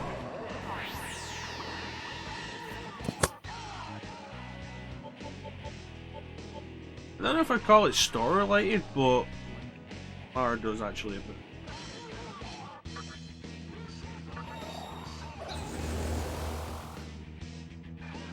If it was story-related, I wouldn't have mentioned it.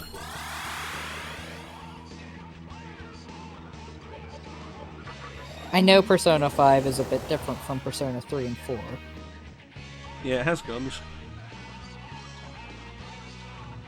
So does Persona 3. No, that has evokers. They're not real weapons. They're not real weapons. Like, the thing that gets me with the evokers is like, oh, we have to create the fear of death to summon your persona. And that's why we have the evokers, but it's like, they're not real guns. They're not real guns, so where is your fear of death? And then, like, you have Persona 4 where it's just like, we just crush a card. I think that comes up at some point in Persona 4 Arena. Amazing.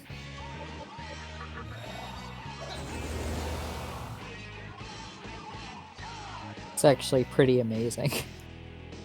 You got the thing like the C's members can summon personas outside of TV. The investigation team don't require evokers. and I think that at least one member of the Seas team runs into their own shadow. Oh wow. Honestly, it's not as interesting as it could have been, mostly because it's the entire story is visual novel form. Unfortunate. Visual novels do have a good way of like being able to be implemented into JRPGs. I say that because yet again, I didn't think of it this way until Teak brought it up a couple weeks ago. But the format for The World Ends With You kind of basically is a JRPG visual novel.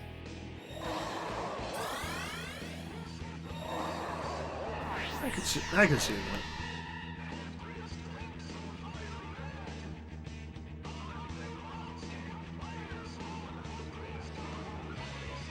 But the same's true of like a bunch of other JRPGs. Mm-hmm. I don't actually have Disney Plus at the minute. I'm probably gonna get it at some point, if only to check out the Star Wars stuff, because I still only watched the final season of Clone Wars. But I don't have it at the minute.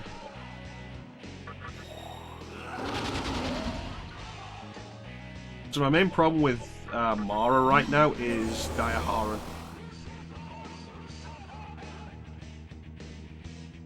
What I need to do is test like how high we can get our attacks in a single turn. It's 2,300 hit points.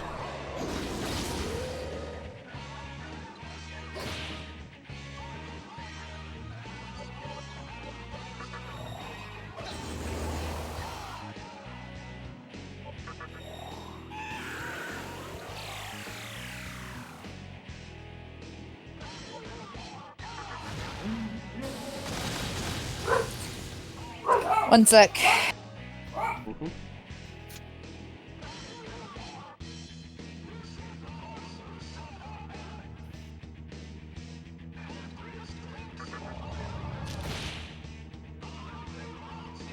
Oh, something's happening.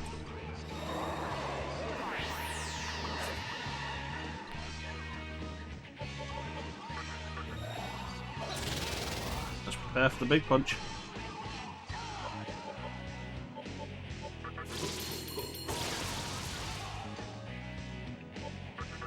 I wonder if Mara's weak to anything. Needle to the eye, maybe?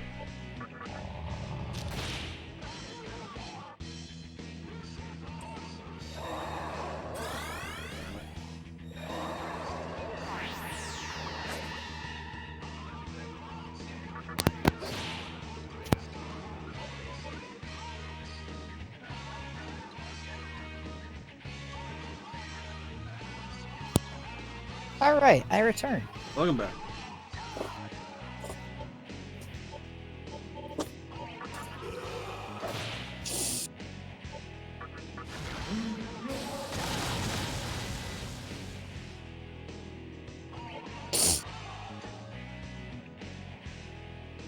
I'm doing alright, ChanceEm. Mostly just life. So close. Ooh.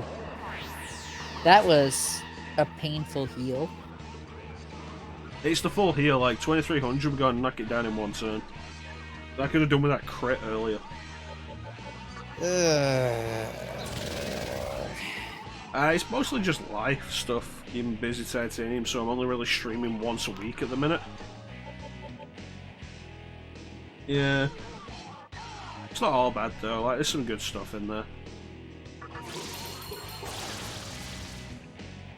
Really good stuff. Always good to have some really good stuff. Mm.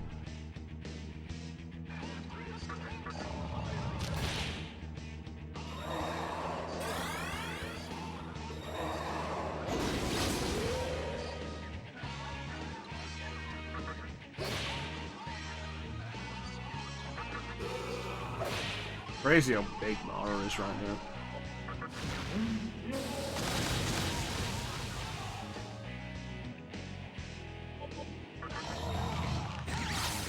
Of course it's 4.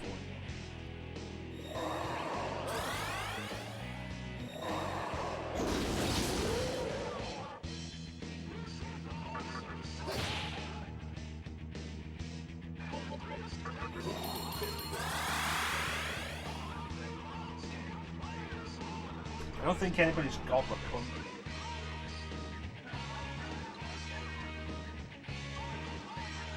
I would say that this fight seemed hard in a different type of difficulty, but I don't think that's applicable at the moment. It's a gimmick.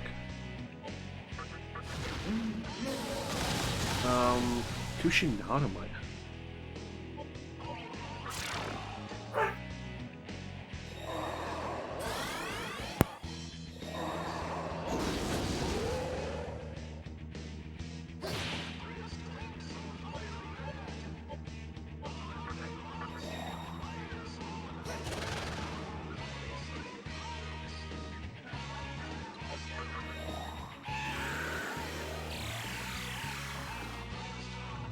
Push comes to shove, I could drain its MP, I guess.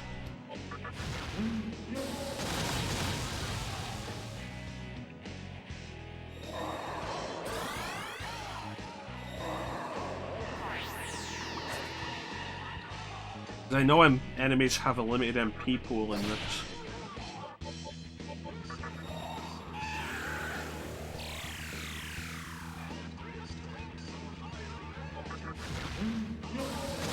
Eventually we'll just hit 0. There it is, Rakunda.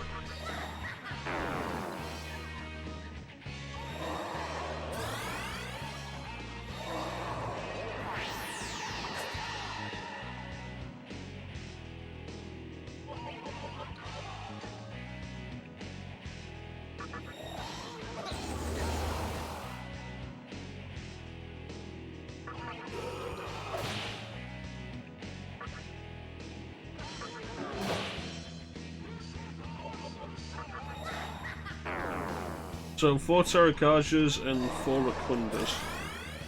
Best scenario for punching.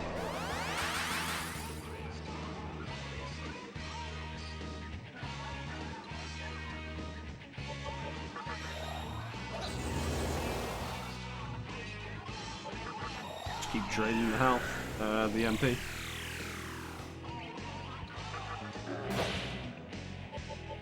That's 3.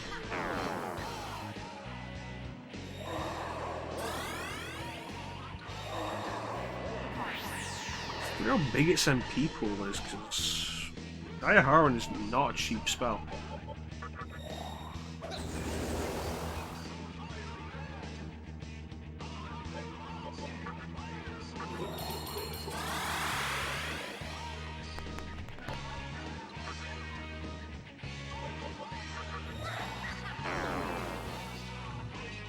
Alright, that should be it. Focus. Gonna aim to do 2300 damage in one turn.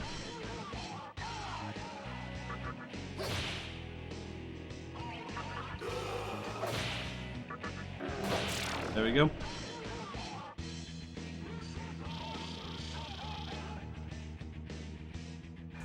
Just like a spell.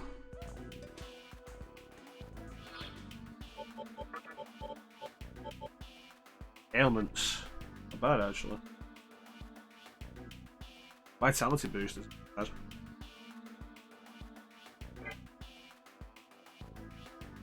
Next up was at the top of Yurakucho, if I remember right.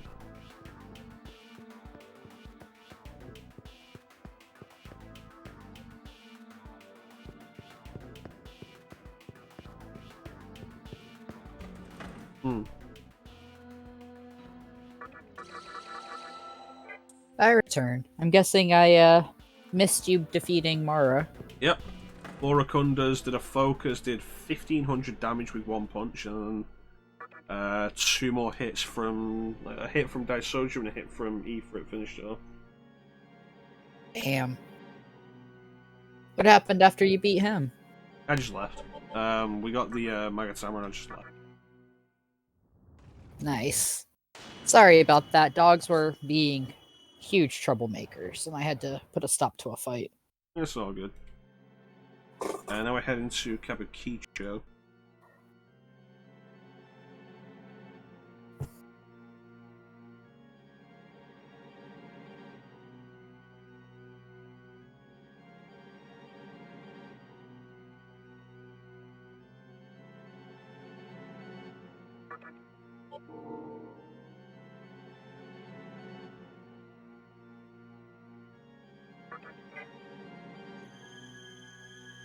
Then what comes after that? Is the last one we can't get until like the final dungeon. This area always this foggy?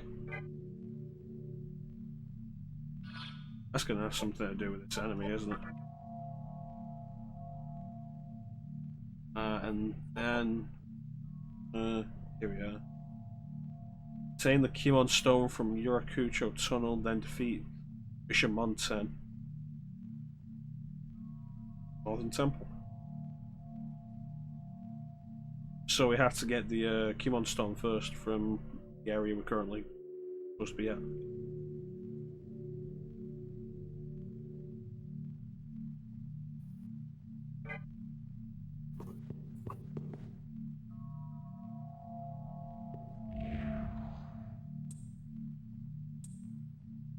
The Emperor that they mentioned. Call the Emperor.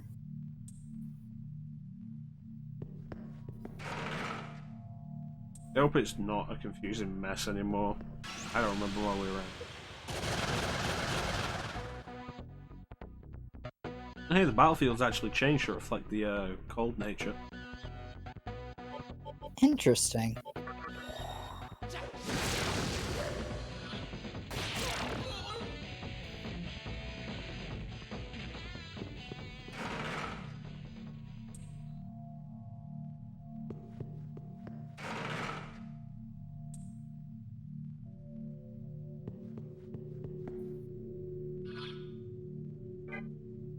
What do you got for me?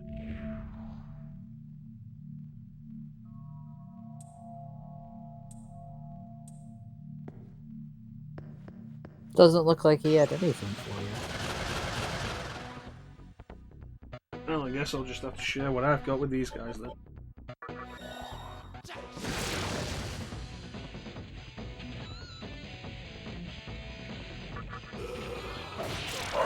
Let me check on Pops again. I'm sorry. Yeah, it's cool.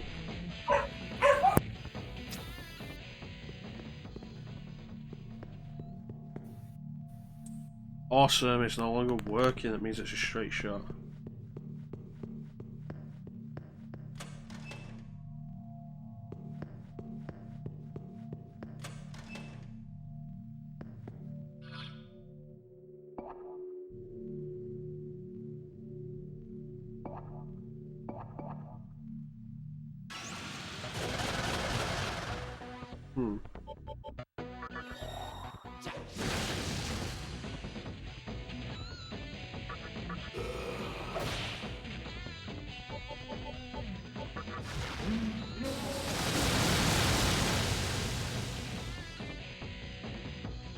That was flashy.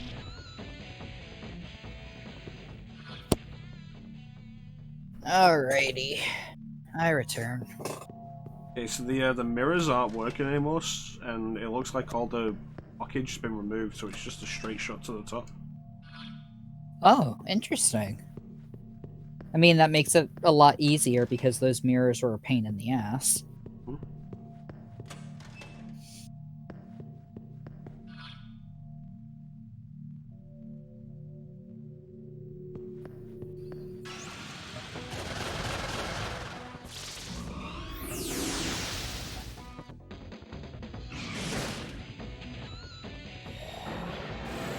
Yep, should have really capitalized on that shot, guys.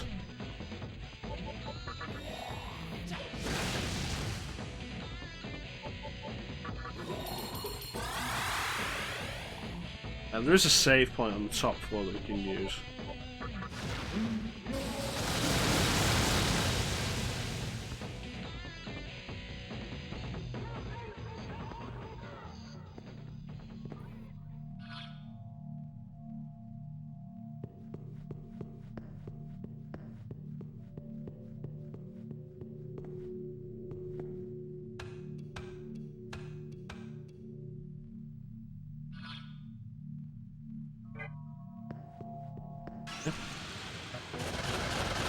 You guys mind?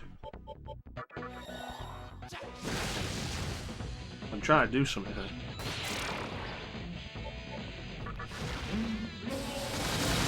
And you just keep interrupting. God damn it.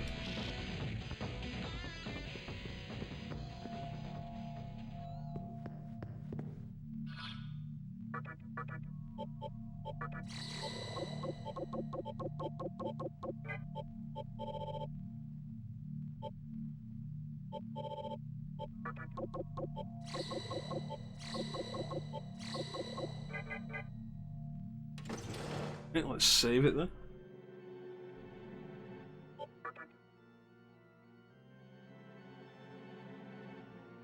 And head on to take the Emperor.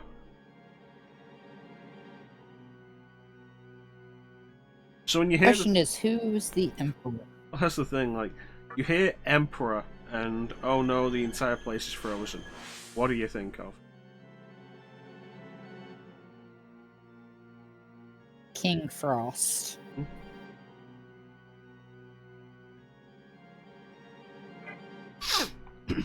It'll be interesting to see how this goes.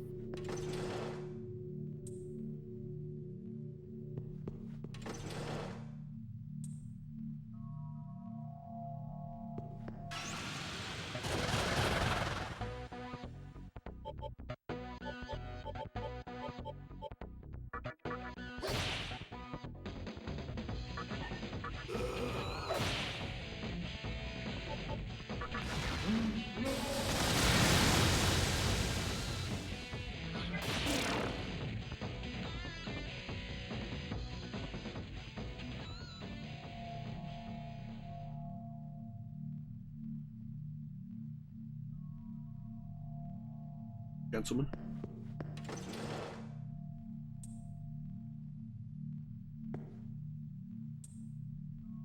Okay. And no one's here.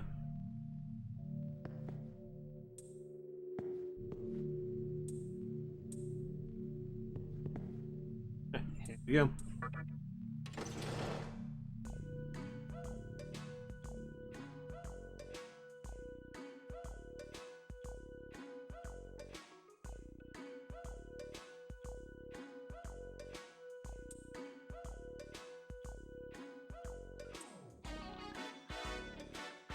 Uh-huh.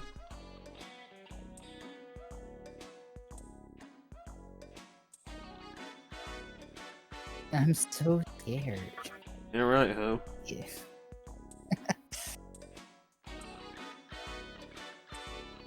Of course, the issue with Black Frost is it's often immune to fire. Alright, so we're taking out Black Frost. Yeah, that's the problem with Black Frost. Well, that was fun. Well, oh my god!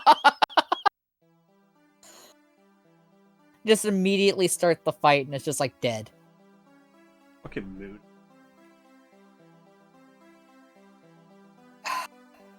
Amazing. Absolutely. That's actually kind of amazing. You know what that means, don't you?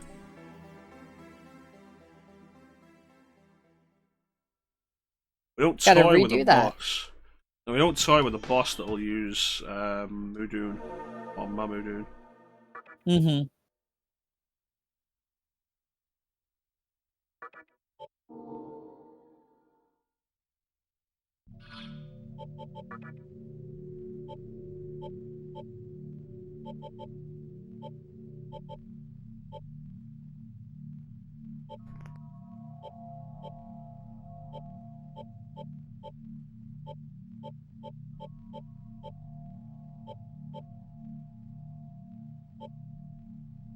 So we gotta go with this one that I've already mastered. How am I doing?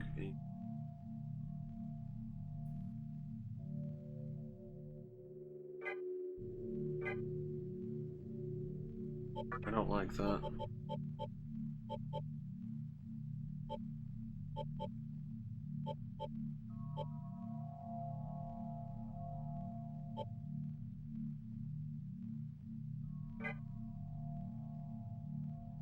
Yeah, often Black Frost is immune to fire damage. Fortunate. Actually, Persona 4, probably the first. I think it's a 5-point fusion you should go with. Because it repels... I think it repels death and absorbs fire and ice. It has no weaknesses.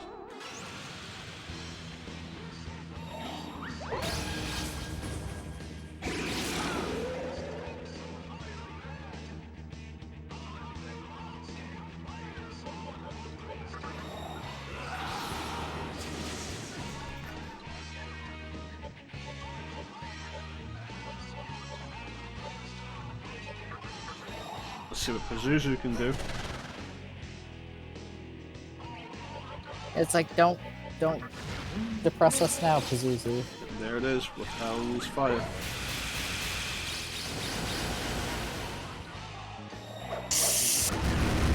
I feel like Pazuzu has depressed us because Pazuzu is weak to ice.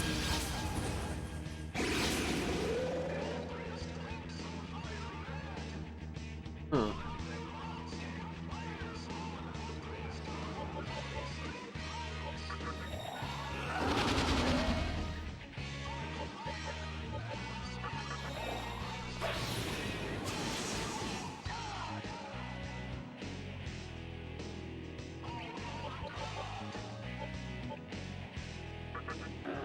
Strong against physical.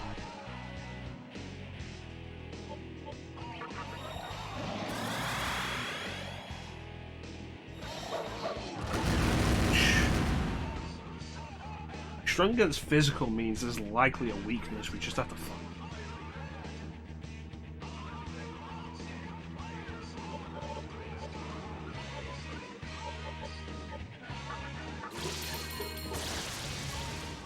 It isn't that.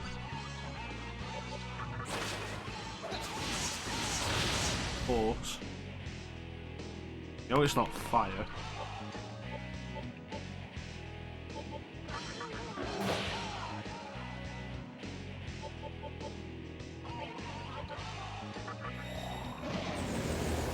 And raise that defense.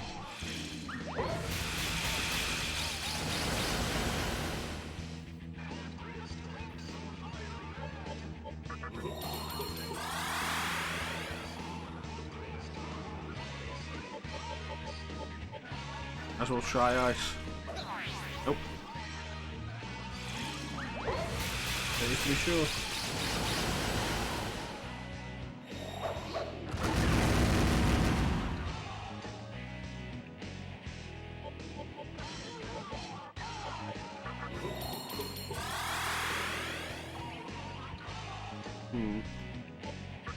It's unbelievable.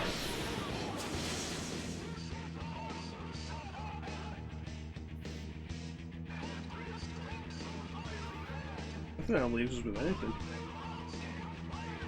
I don't think it does.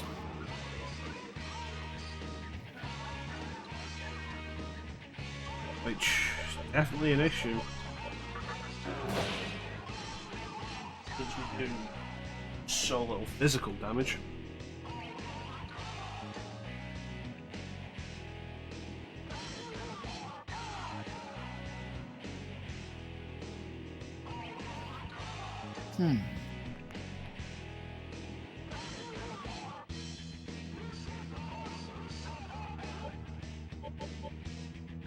Boost defense some more.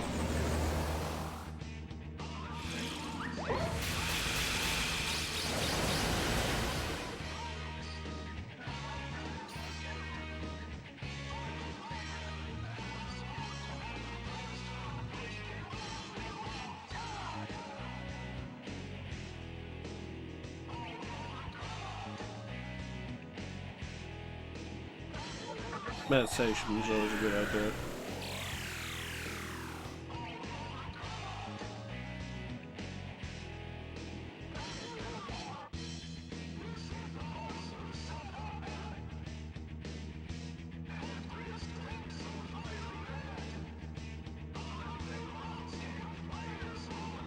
I think the only answer we've got then is to hit him with stuff that he isn't weak to, but doesn't resist.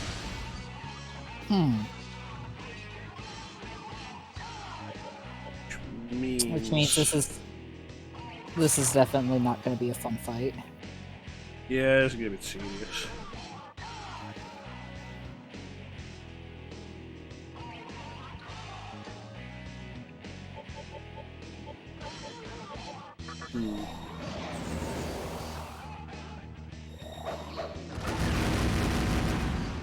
Soju has the Onga, which we can use, so we'll keep their Soju.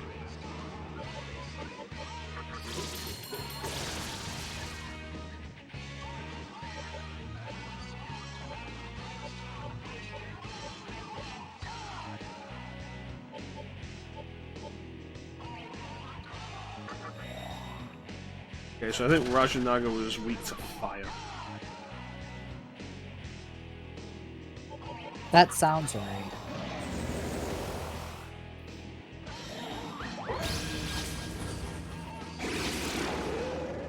Well, doesn't matter now. Oh, bye, Rajanaga.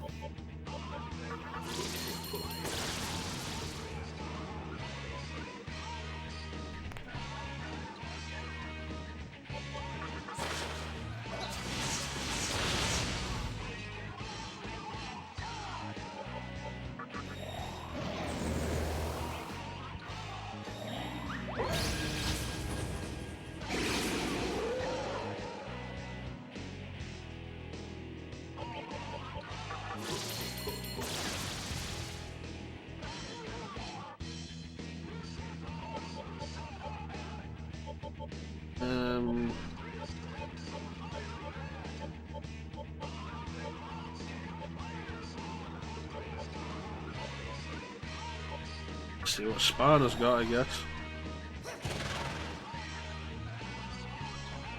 Zandai, that'll work.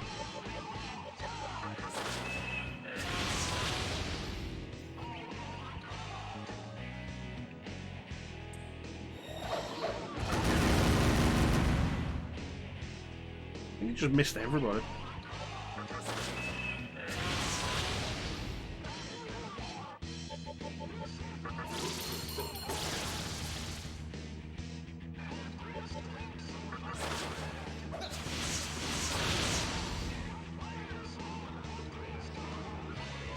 And throw one more rocket cartridge down. Then gonna take Pazuzu out because he literally can't actually accomplish anything. Okay, that's a dick move. Double diorama.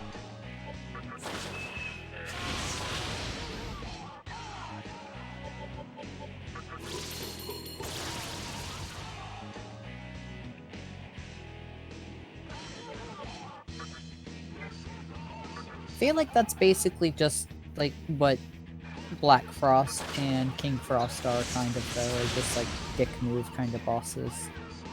King Frost definitely. Black Frost doesn't show up that often as a fight.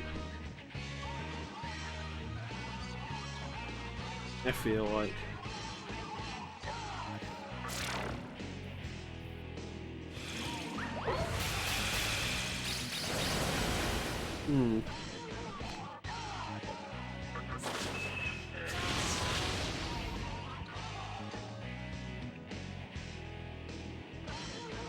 So as long as nothing crazy happens, we should have this fight. It'll just take a while.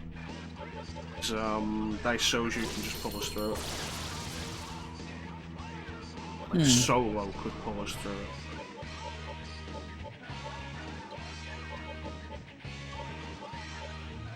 Yeah, it just ends up becoming kind of tedious because you get into a pattern of like, okay, we just kind of do this pattern over and over and over again until eventually he's dead. Yeah.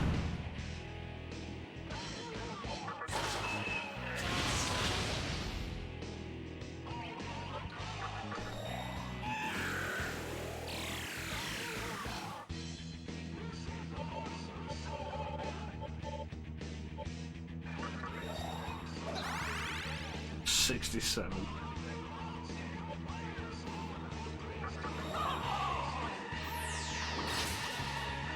Ugh. Yeah, of course it's new to ailments. Also proves that Bikini is useless here. Probably Which in is general. another unfortunate. Really useless in general.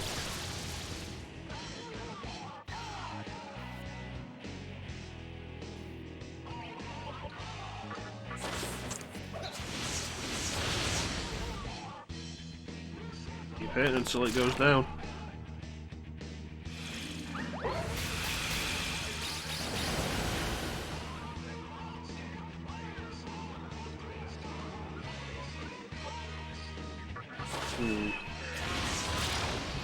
There we go.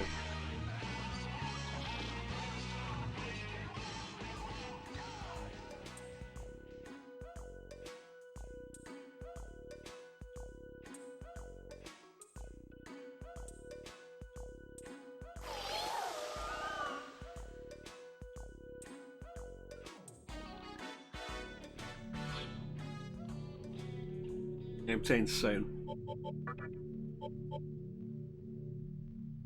Null's death. Dive talk.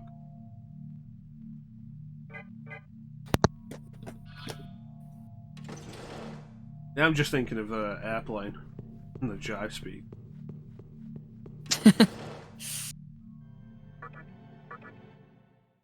Alright, let's get out of here.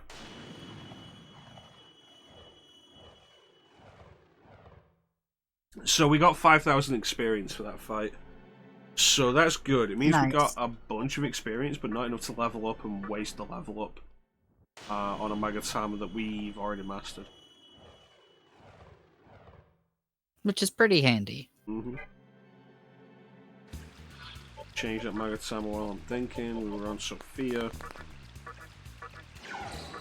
There's no expel is fine.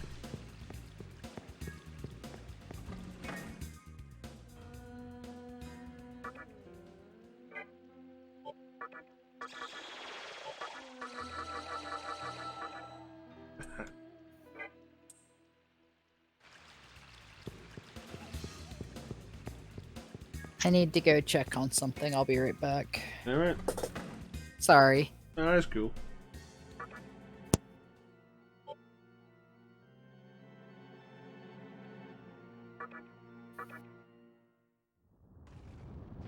So what we're going to do is we're going to head back into the Labyrinth of Amala, go through the second Kalpa again, set the candelabrum we've got,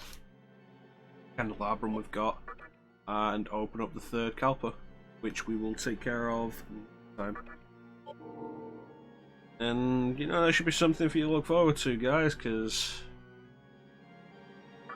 oh boy. The bonus optional dungeon added in the Rector's Cut version of the game.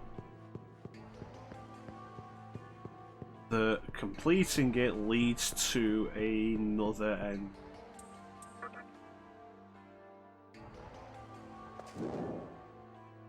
Doesn't that always sound fun?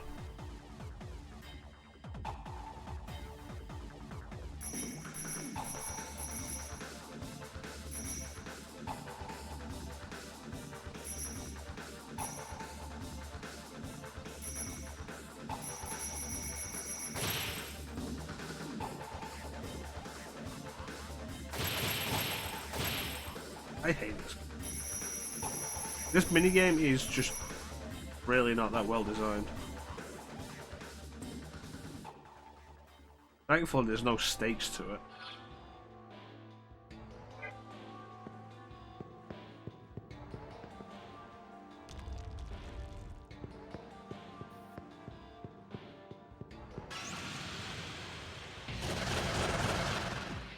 Oh boy, slimes. I fully healed the party, I revived everybody who was dead, and I changed my Magatama back, but I didn't set the party back up.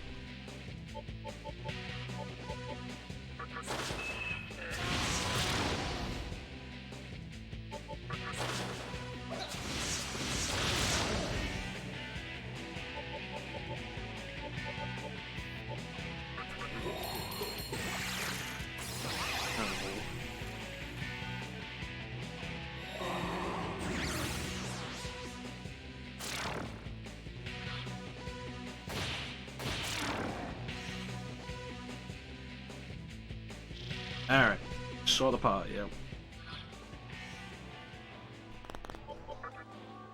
Let's see, get rid of you. And resummon E3. Who still needs work? We're done.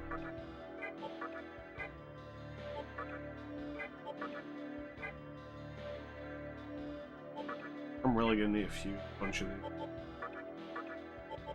They are basically done, and holding on to them like this is just gonna stagnate me.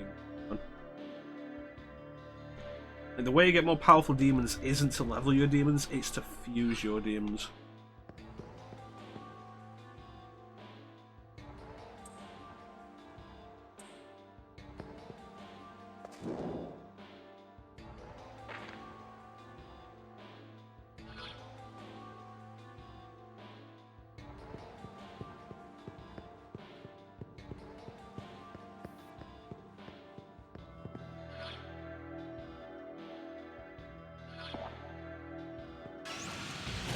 I didn't take this pathway last time. Huh.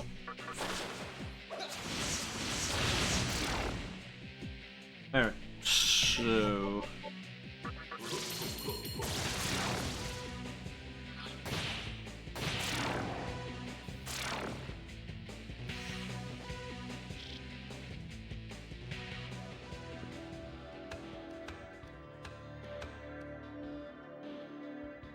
So where does this go?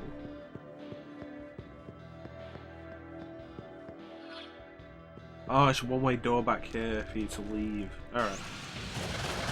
That makes sense.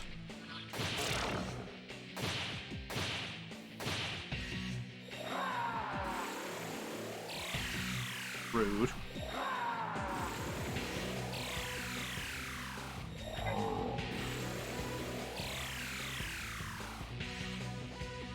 Alright. So you want to play it?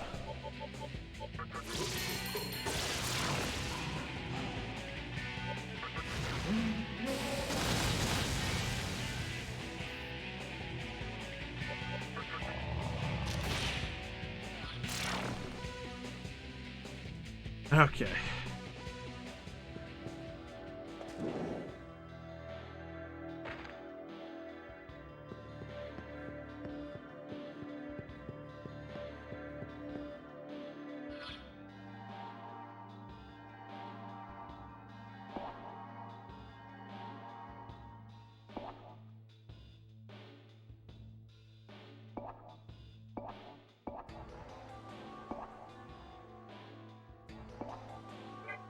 Yes, this is the way I want.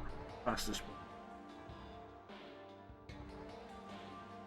Forward, forward, right, right.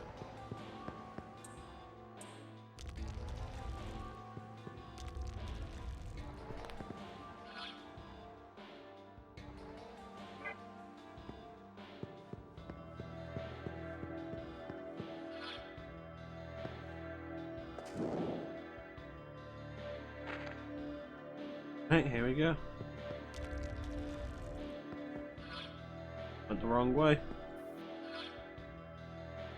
Damn it.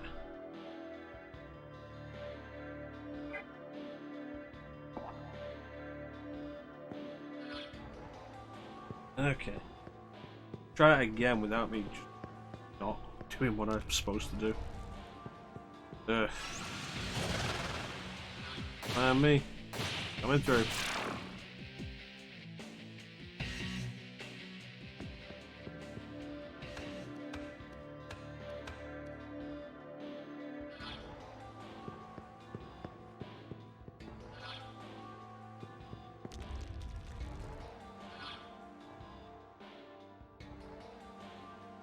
Right, left.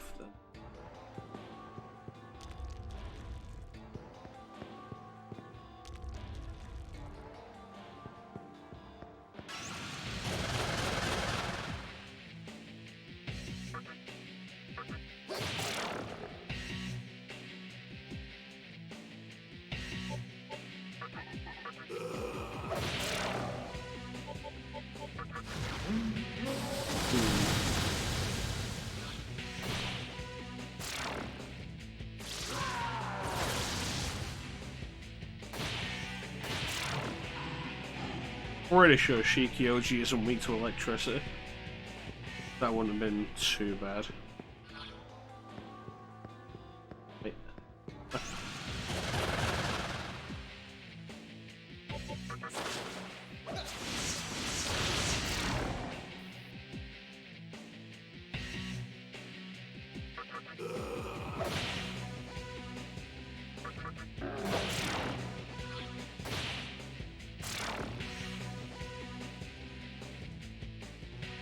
Okay, so here, and remember to turn around.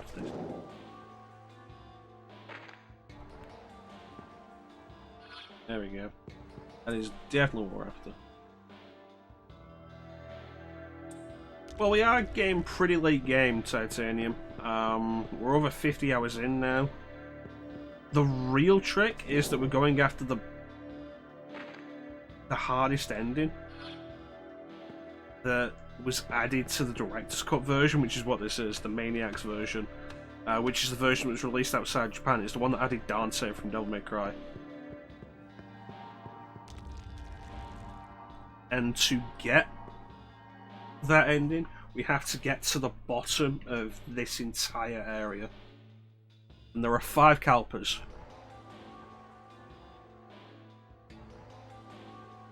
We are in the second. And so the reason I was taking on the Fiends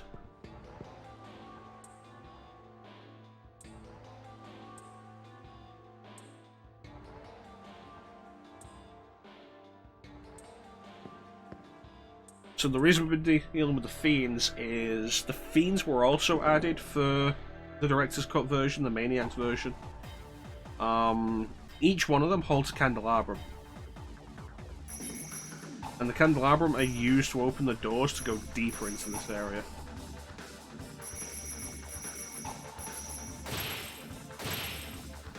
So if we want to get further into this area and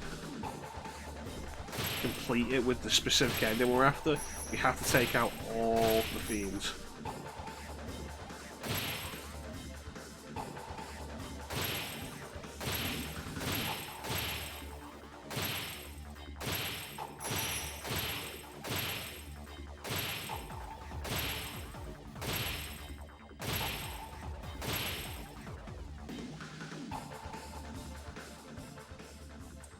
Alright. So here we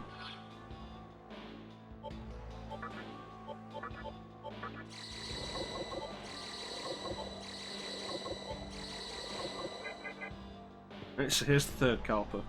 Now we can place the candelabrum of compassion that we got from White Rider.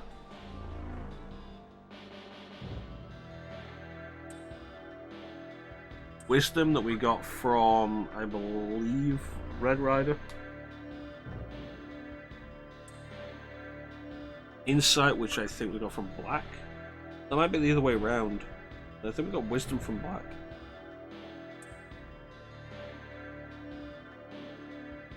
And doing that opens up the door.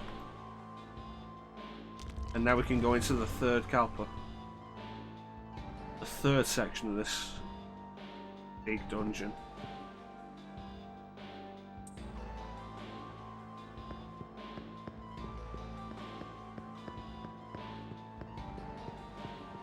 Doing that also gives us access to this, which will take us back to the start. It's frustrating that the shortcut back is only unlocked after you open the door with the candelabrum, because you have to get there before the riders spawn. And then get there, the riders spawn, then you walk out, and after you've defeated enough of the riders to get the candelabrum, you walk back in through the pathway I took.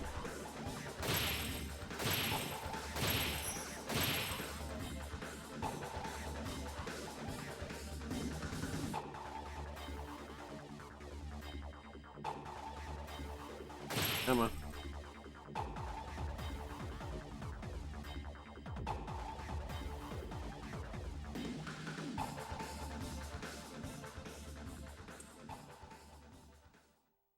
Right, and here we are, back at the top.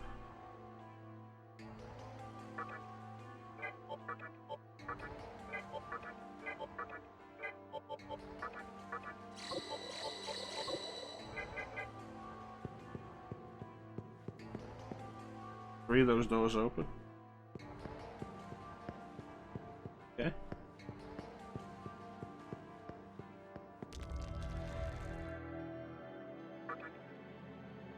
Get out of here. Do a full heal.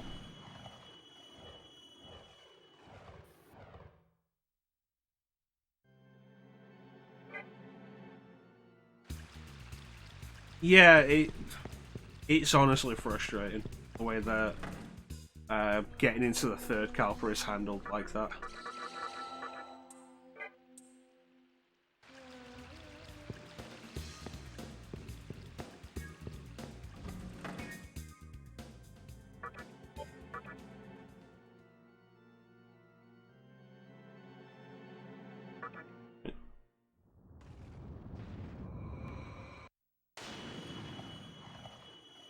Like I say, this is the bonus dungeon that was added for the director's cut. So as you would expect, it's harder than the standard stuff. You're not expected to do this on your first playthrough.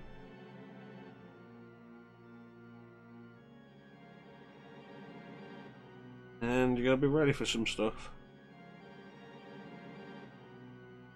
Anyway.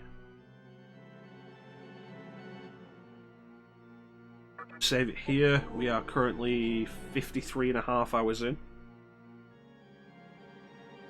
This could honestly easily go for another 20. Possibly more.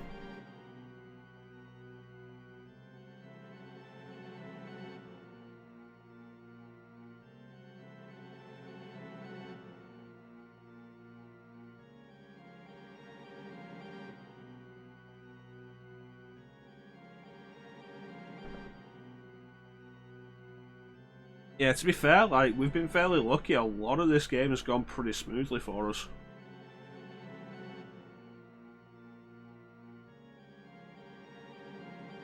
How you doing, Sana?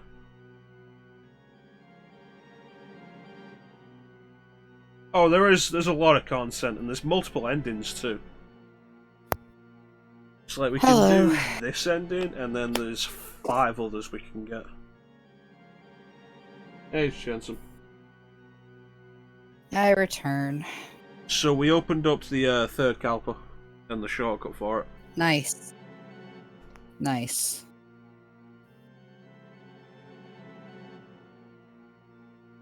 And I was going to call it there. Since you've come back, let's go take a look in Yoyogi Park real quick. You all good, ChanceEm? It's just something I need to take care of. Oh, so best if we end then? Yeah, it'd actually be better if we do end here. I'm sorry. No, that's fair enough. I was considering ending there anyway. Kind of falling asleep. Oh, I'm sorry. No, that's fine. I'm not sleeping much, honestly. I have to head to bed early tonight, because waking up at 4 in the morning for work now is fun. Yep. Well, anyway, I want to thank everybody for joining the stream. I always really appreciate the support. We'll head into the third Kalpa next week. Probably take care of that before we go after both the Harlot and Trumpeter. That opens up the 4th Kalpa, and then the 5th Kalpa will require us dealing with the final Fiend. Which, like, we haven't really said what the final Fiend is. We were always open and we're always aware and open about the Riders and Mother Harlot and Trumpeter, but we've really been keeping the final Fiend a secret. So maybe you guys will find out who that is soon. But also next week, going into the third Kalpa, the return of Dante, who has been gone since like session 4. Yeah, basically. Yeah, he showed up like once. I was like, hey, mandatory boss fight for the director's cut. Yeah, he showed up in front of the Mantra headquarters, and then like we kind of haven't seen him since. Mm-hmm. So yeah, next week Dante turns.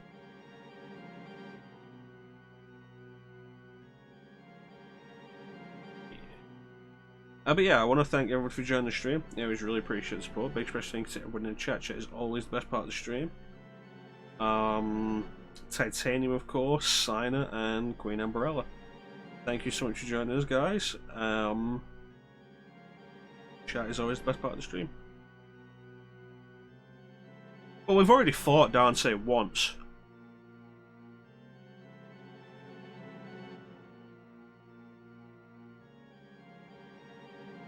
The Dante battle theme in this is like rocking. Really good. It makes me really disappointed that for the Rido version they didn't change the theme. It's the same theme. And it really disappoints me because it feels more like a Devil May Cry theme than anything else. Thanks for the shout out, Sina. ChanceEm has been getting the bot shout out during the entire stream, which probably amounts to like once. But giving ChanceEm a shout out at the end of the stream is a good call. Definitely check ChanceEm. ChanceEm's cool people. I am many, apparently. Yeah, ChanceEm's cool people.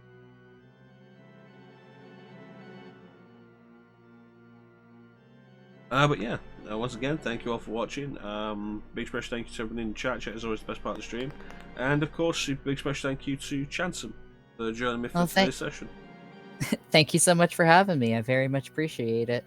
I've been looking forward to this, so thanks.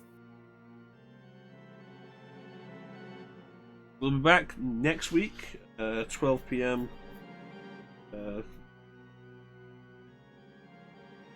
8 p.m. British Summertime BST, which is 3 p.m. Eastern. Yes. So, like, check out ChanceEm's time if you're in America and you want to work it out when it is. 3 p.m. Eastern. But yeah, that's going to do it. ChanceEm, anything you want to say before we go? Not really, just, you know, the usual thank you everyone for hanging out. Very much appreciate all of you hanging out as well. So yeah. Is there anything going on I can recommend check out? Brag's doing FF14. Phazon's doing Resident Evil Village. Yeah, I've still not about that. Yeah, I haven't either.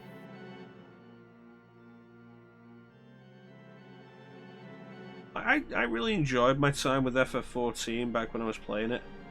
I feel like it's always really boring to watch.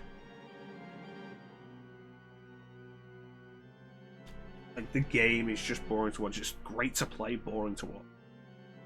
Mm-hmm.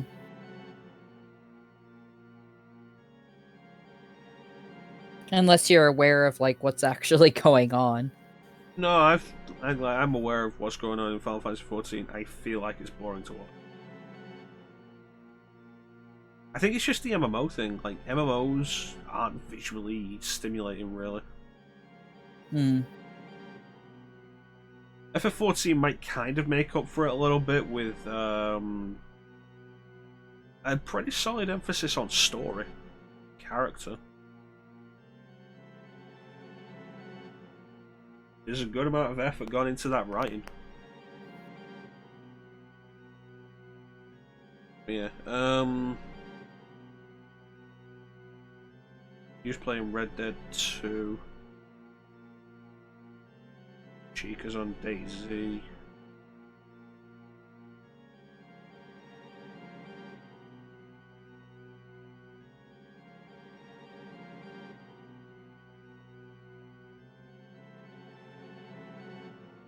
Anyway, yeah, so I don't know, find someone playing something you guys want to watch.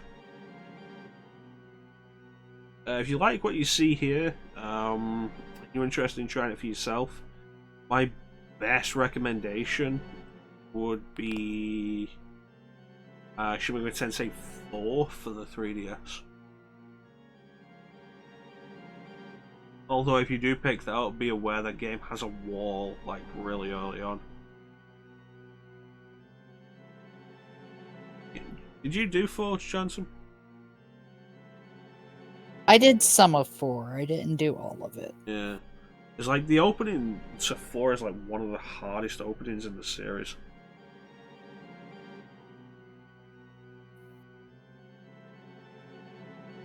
And Naraku is brutal. Just getting through there is brutal.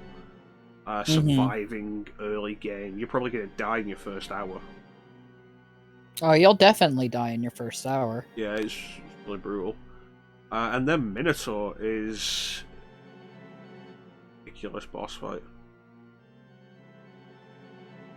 I think once you get past that, and especially when you defeat Medusa, the game really eases up for a long time on its difficulty. I think after that I didn't have any real trouble until like the Kenji boss fight.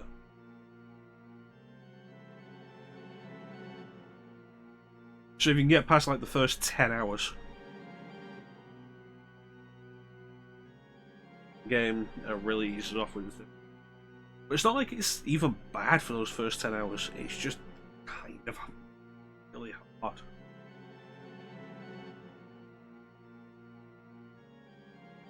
Alternatively, there is Shin Megami Tensei Strange Journey, which was a DS game, and it's 3DS enhanced version, Strange Journey Redux, which I can recommend, which is a fantastic game, and was my second Shin Megami Tensei game. Of course, if you want to play this for yourself, it has recently been re-released. Shin Megami Tensei 3 Nocturne HD Remaster for the PS4, Switch, and PC. Dansei is available in that game, though he is separate DLC that costs $10, and the game is $45, ChanceEm? It's between 35 and 45 right now, depending on where you pick it up at, because some places are having it on sale. So it is put out for $45, and in all honesty, not really worth that. It's a technically lazy remaster. I say technically because there are other areas that have actual effort put into them. Voice acted everything in the game, which is impressive. I feel like this is one of those games where it's like, okay, so we don't have voice acting, which means we can have an absurd amount of text.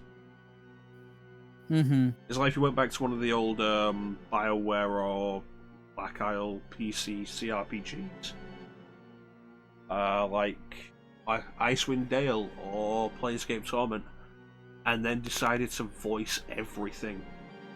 It's like, hey, why did these games have so many dialogue options that you could go through? Because they didn't really use voice acting, so they didn't have to voice them all and take up all that space. But that's like the biggest interest of Nocturne HD Remaster. So yeah, if you want to grab that, I would recommend like grabbing it on sale. Preferably like at least 50% off, which I don't think it's gone to yet. But anyway, that is going to do it for us. Anything you want to say before we go, ChanceEm? Everything I've wanted to say I've already said, so Alright. basically thank you everyone for hanging out. Very much appreciate you. And I hope you all stay safe and take care of yourselves. Remember, the fourth piece of the Triforce is butt stuff. Fourth piece of the Triforce is butt stuff. Have yourselves a fantastic time of day and take care, everybody. Catch you next time. Bye. Bye.